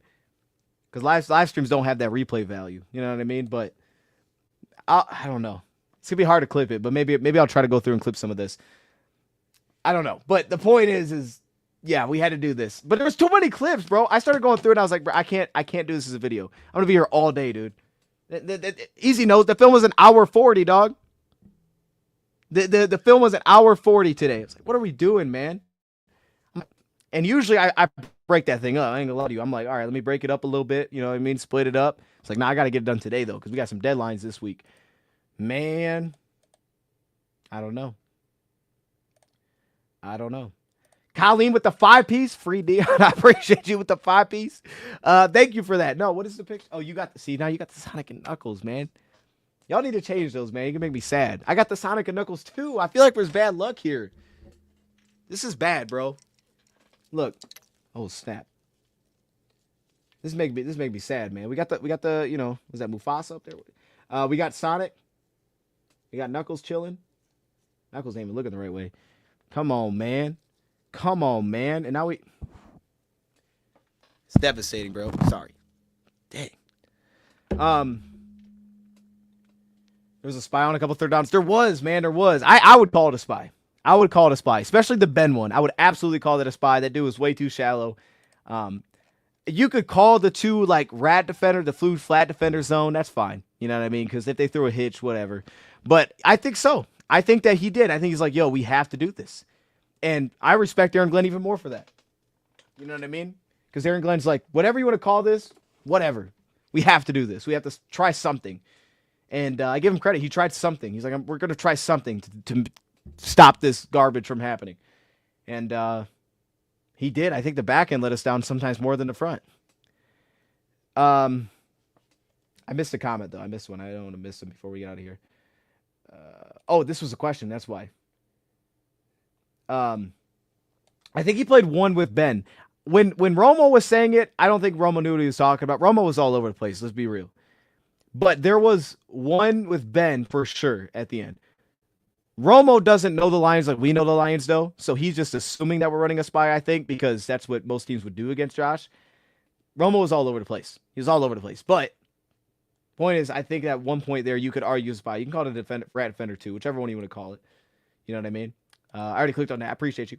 I know you're saying they played goofy, but goofy the whole game. Just felt like we couldn't stop them at all. No, I mean, look, I showed the plays. Like, it was very good first down defense in the second half. It was much better. And I say they played goofy because these are, to me, goofy isn't like, so if I'm in this coverage and then they run this route concept and they beat us, that's not goofy. That's like, yo, they had the right play and they cooked you. That play I showed at the end of St. Brown, where we pull off the linebacker of the play, take the cornerback out, settle down St. Brown. He wraps back outside. That's not goofy. That's a heck of a play call. That's a heck of a play call for their cover scheme, and that's anticipation. Goofy is when Ezekiel Turner trips over dude's leg. Goofy is when Graham Glasgow's pulling it. If he picks up the block, maybe we score a touchdown. He trips over Taylor Decker. That's what I'm talking about when I say goofy. Goofy is when you have two guys covering the flat and he walks into the end zone. You have goofiness when Terrion Arnold is like, hey, I should be on this side. Wait a minute, I'll go over there. And Kirby's like, what are you doing? Goofy is when Terrion doesn't switch with Brian Branch. These are goofy things where it's like they're not doing anything to you. It's not like motion is like, what's happening? They're just lined up. It's a static formation, and you come out and you have a mistake off of it. That's what I mean by goofy. Now, there were definitely things that they did well. Khalil Dorsey giving up a 60-yard pass when everything's covered up. That's goofy because it shouldn't happen. Khalil Dorsey, what are you doing? Why are you peeking downhill? Kirby, plaster the route. You're a safety. If your dude is 40 yards downfield, looking back at the quarterback does not help you. I'm just laying it out there. It does not help you. You're not tackling the quarterback. Cover your guy so he can't throw the ball. That's goofy. That's things that on your own, you got to look at that and be like, yo, we got to be better than that. That's what I mean by goofy. And like I said, there wasn't all game. They did some really good things, but man, like the Ty Johnson one, nobody covers the running back out of the backfield. When Jack Campbell and Quan are covering the same guy and Ty Johnson leaks out and picks up 30 yards to come out of half on a 2nd and 7, it's like, if he makes a great grab or if it's a good throw or if he cooks him one-on-one, when they cooked Jack Campbell, when Dalton Kincaid cooked Jack Campbell on the inbreaker, that wasn't goofy. That was a good route. When Brian Branch was beat by Khalil Shakir, that was a good route. When Terrion got beat on the C route, even though they should have passed it off, that was a good route. But the goofiness when you have two guys covering one and there's no motion to it, you just have bad communication. It's like, dude, you guys are better than that. I hope. You know what I mean? We should be better than that. Like, that's what I meant by goofy. So, again, it wasn't all game, but like a St. Brown fumble. Maybe not goofy, maybe more on the defense, but it was kind of like one of those weird plays where it's the in-between. And in a game like this, you can't have that much goofy. I mean, goofy is the word of the day today. You can't have 9 goofy plays against the Bills and beat them. That ain't going to happen. You want all those goofy? You do an onside kick and they take it to the 5-yard line. That's goofy. I mean, we can talk about the decision all we want. You should take it to the 5-yard line. How often do you see an onside kick where the opponent takes it to the 5 or they score a touchdown on that thing? That's not supposed to happen, but it did. It happened to us. So I'm just saying those things start to pile up. This was a back and forth game, and it would have continued to be that without those things. And we may have still lost. I don't know. But it would have been like, we would have been there. We did all this goofiness, and we lost by a touchdown. And it's just, I'm not saying they couldn't have won. I just would have liked to see them have to play a different game. I would have liked to see them have to be a little bit more drop back passing, stress their guards a little bit more in pass pro because they weren't great. Aleem was torching these dudes. I would have liked to see them have to get out of their comfort zone. They just they sat down in that comfort zone chair and they just chilled. They put the massage button on and the Lions just let it happen. They just let it happen. They didn't even buy the chair. They just walked out with it. This is my chair, dog. I'm going to live in this mall, man. That's what happened. The Lions didn't make it pay for the chair. There was no put the coin in here so you can use it. No. It was just, this is your chair, dog. Take it. That's the craziness the Lions did in this game. That's what frustrates me. God went out here throwing for 500 yards and we lose the football game. Shouldn't happen, man. Shouldn't happen. Some of that's us. Some of it's scheme. Some of it's, man, the box a little heavy. Maybe we should throw out of this. Nope, we're still running it. Some of it's, hey, Graham Glasgow, you lost that block. Hey, Graham Glasgow, don't lose that block, bro. That's why that happened. Some of it's on them. Hey, let's go a lot of counter plays. Let's make the linebackers work for everything. Let's take their secondary out of the run game picture because as we all know, we all watch this team. Brian Branch is a menace against the run, right? He is. So is Hamik Robertson, and Carlton Davis made a 2-yard stop in this game. But they're going to take him out. We're going to spread us out. They're going to lighten the box. They're going to say, your linebackers have to make these plays. They better be on point. We're going to make Josh Paschal set the edge and move around. Like, that's smart. But even with all of that, you could have won the game. You know what I mean? Could have won the game. It's frustrating, man. That's all. That's all I'm saying. That's all I'm saying. Do you still think we should re-sign Carlton Davis? Man, I feel bad for him. You know what? I'll say this, though. I'll say this. I think the positive for him is that it's the jaw, right? Not a concussion, even though he was in protocol. I know he's had concussion injuries in the past, and he constantly feels like he gets like, ugh, there might be something wrong with him there. It's a concern.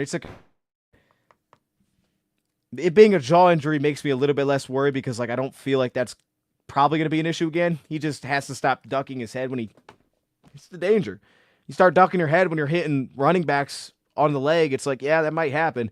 I hate it for him. I'm sure that was painful as heck, but I think at this point I'd re-sign him. I mean, I would lean towards, depending on the number, I'd lean towards re-signing him just because our secondary's been really darn good when he's out there. And right now, I don't know what we have outside of that. You know what I mean? When we have a Meek next year, but if can he play wide? If he plays wide and he plays well, okay, maybe we got more flexibility. If he doesn't, then I'm like, yeah, just keep an outside corner. They're not really easy to come by if he wants to be here. Hope if he comes back. If he back would be huge. Branch might go to slot. That's huge. I think all that would work really well for us. Bills fans play us too completely healthy. You get buried. I'd love to play him again, man. I'd love to play him again. But I think the big thing is like anybody that we play, I'm confident that we can match, that we're going to have we're going to give ourselves a chance. And no, Dan after the game, he took it all.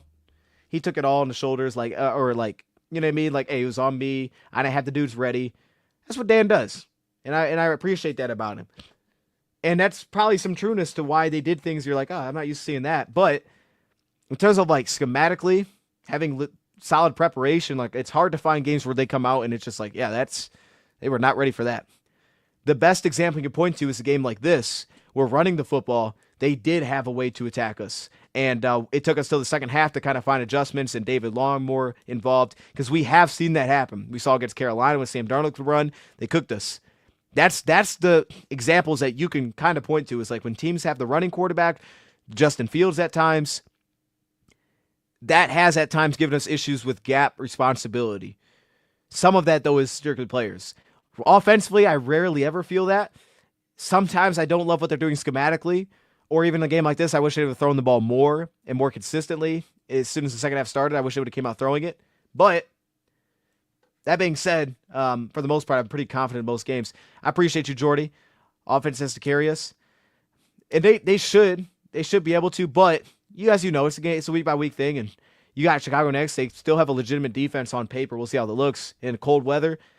That might be a 20-13 game, you know what I mean? And defense has to rise back up. I still love this defense situationally. I still love them there. They were still good in this game, in the back end. They made a great stop in the back end. So Branch had a PBU, had a great stop, but the second level can't be tripping over each other. Like, we do a great job in the back end when teams get inside the 20, but the front, or excuse me, the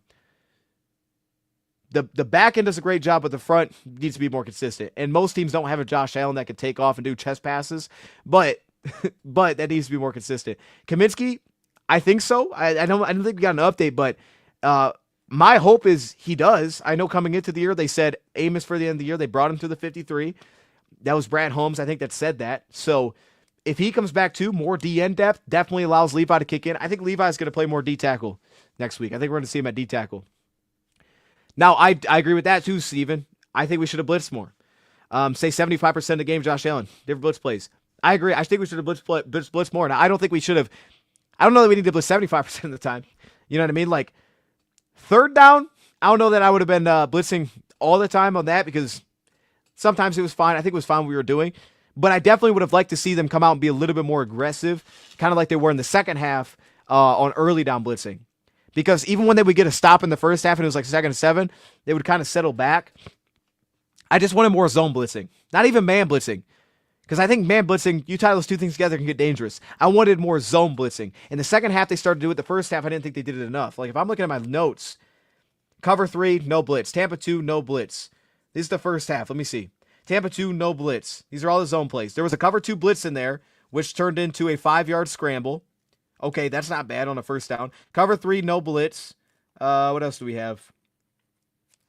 Let me see. I want to see because there's only one so far I've seen. Tampa 2, no blitz. Cover 3, no blitz. That was on third down, though. Cover 3, no blitz. That was the screen. And we actually took that one away, I think. I think we took that one away.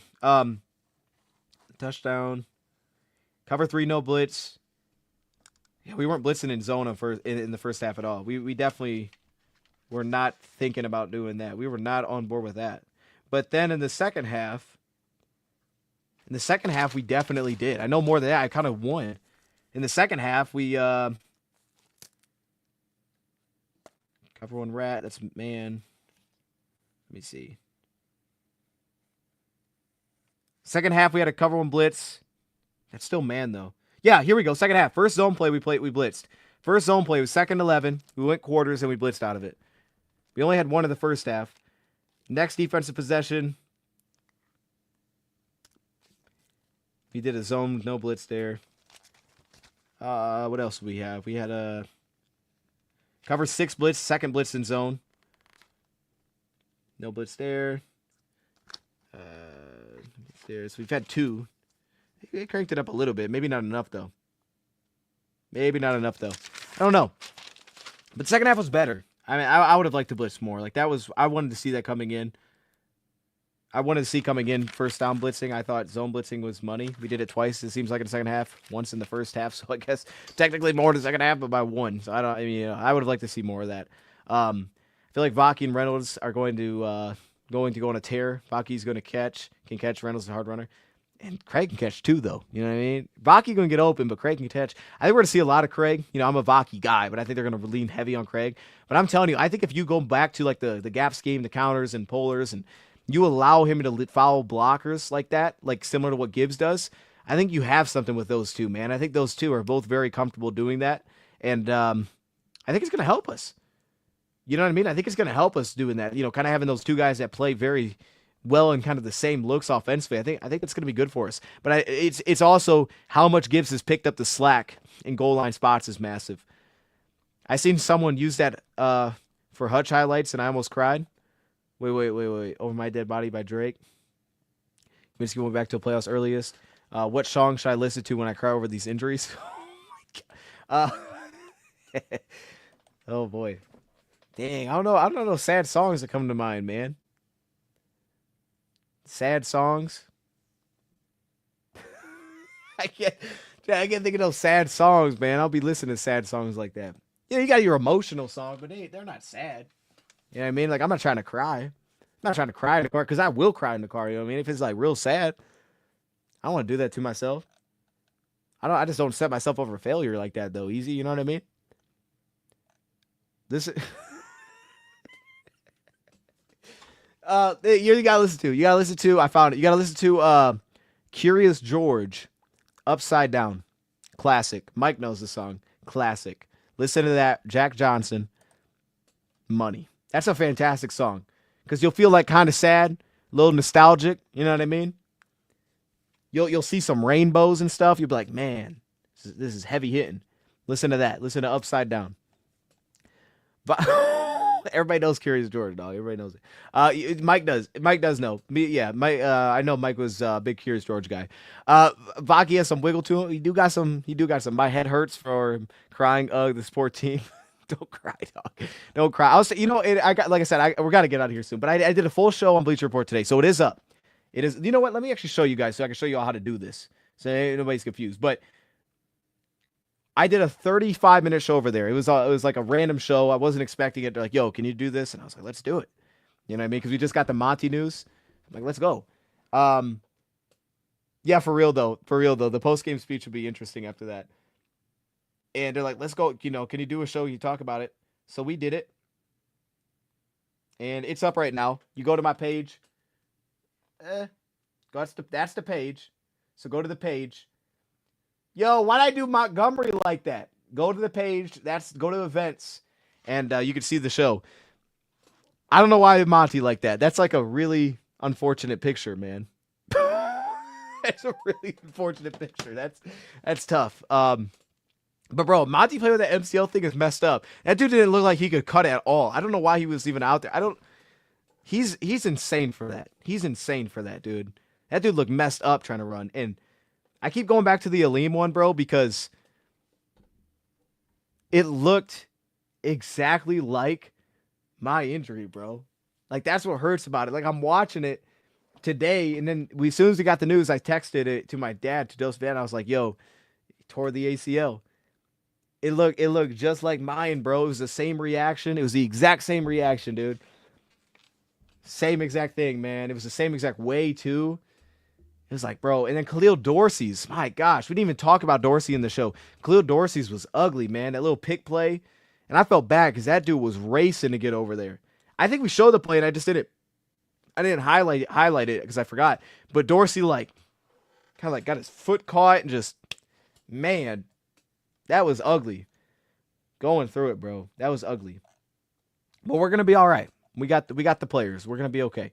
We got the dudes. We can make this happen. But it stinks, bro. No, it definitely stinks. Especially when you see when you see we see Aleem going crazy, and you're like, man. Then he got hurt. It's kind of like the Hutch, because Hutch was going crazy too. The Dax song was a breakup song. The Dax song. I must have missed something. Pulling back, slamming his helmet was like, nah, this one's pretty important. It shows how great locker room culture is. Yeah. And it's because like he was able to walk off, but he knew it was messed up. I didn't know my thing was that jacked. But it was weird because when I did it, like I was in the middle of a game, so like there was no break. So I got up because I'm like, yo, I got to play some defense.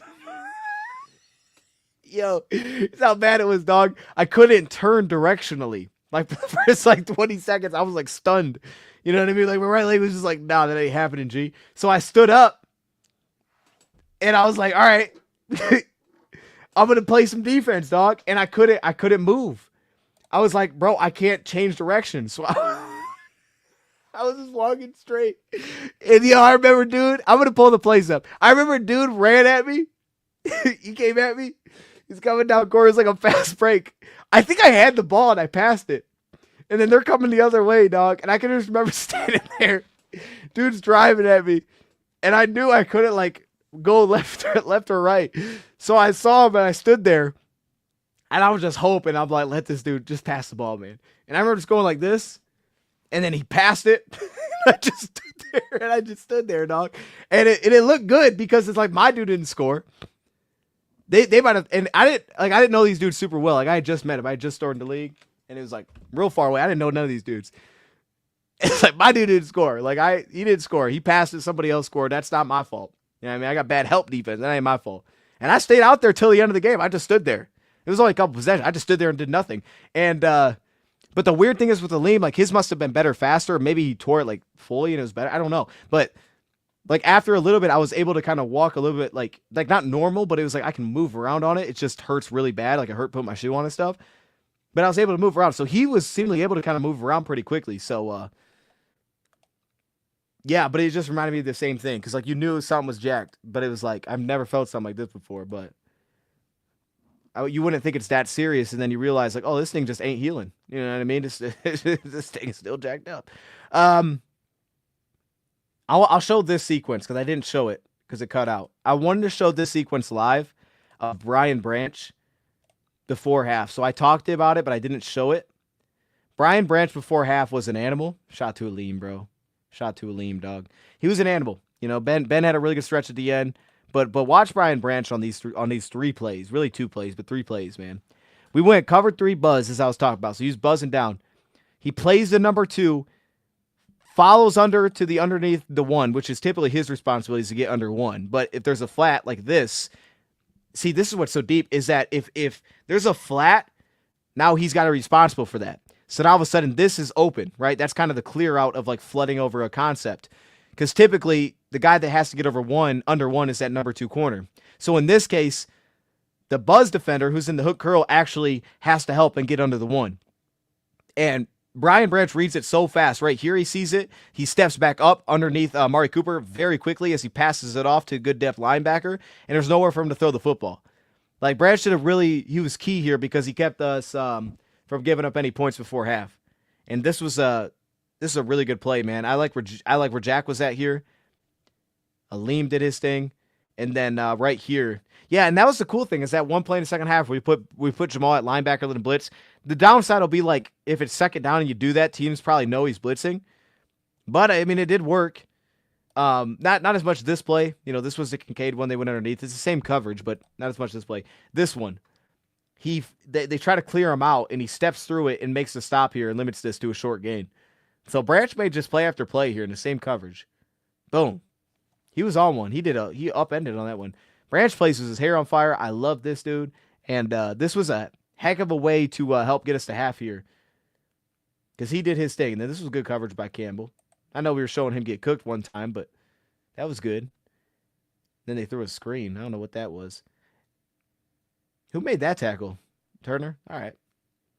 But I thought I'd show that one. Especially if they make the Super Bowl inside the den, gonna be crazy. Oh my goodness. That thing might hit 1 million views. That thing might go for 1 million.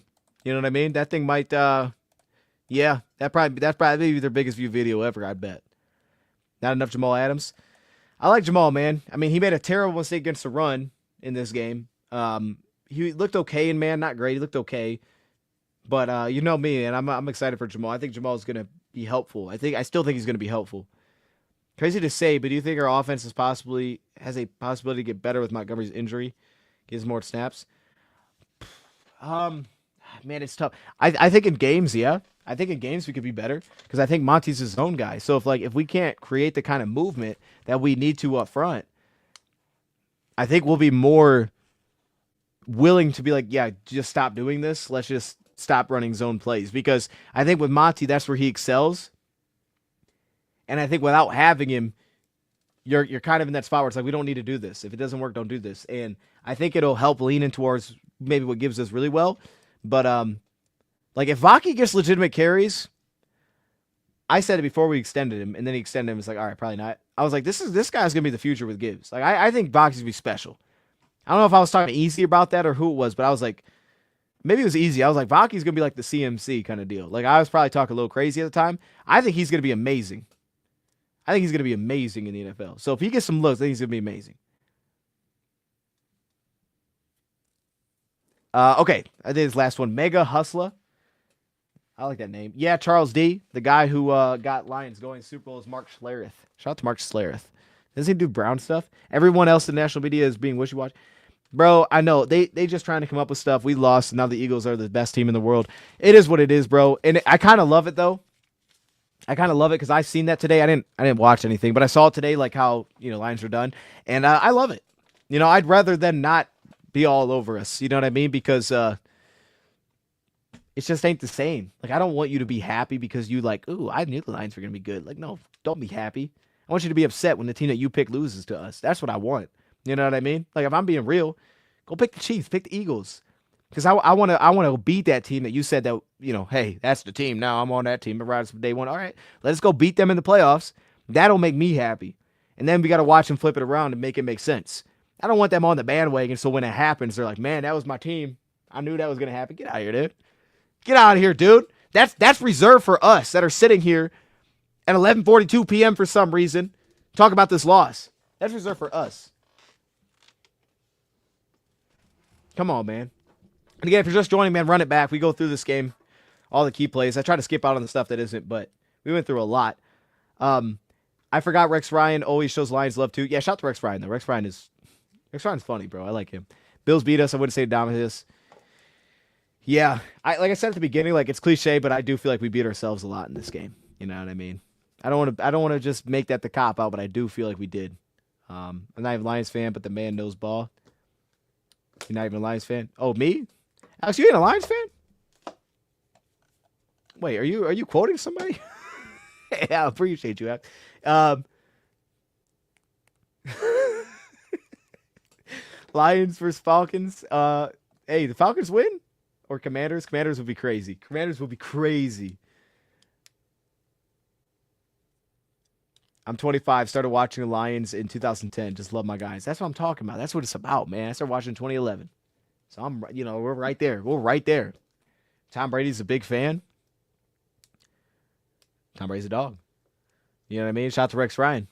It's because Rex Ryan also knows ball, though. You know what I mean? Too. He did his thing. Teams know what it's about, bro.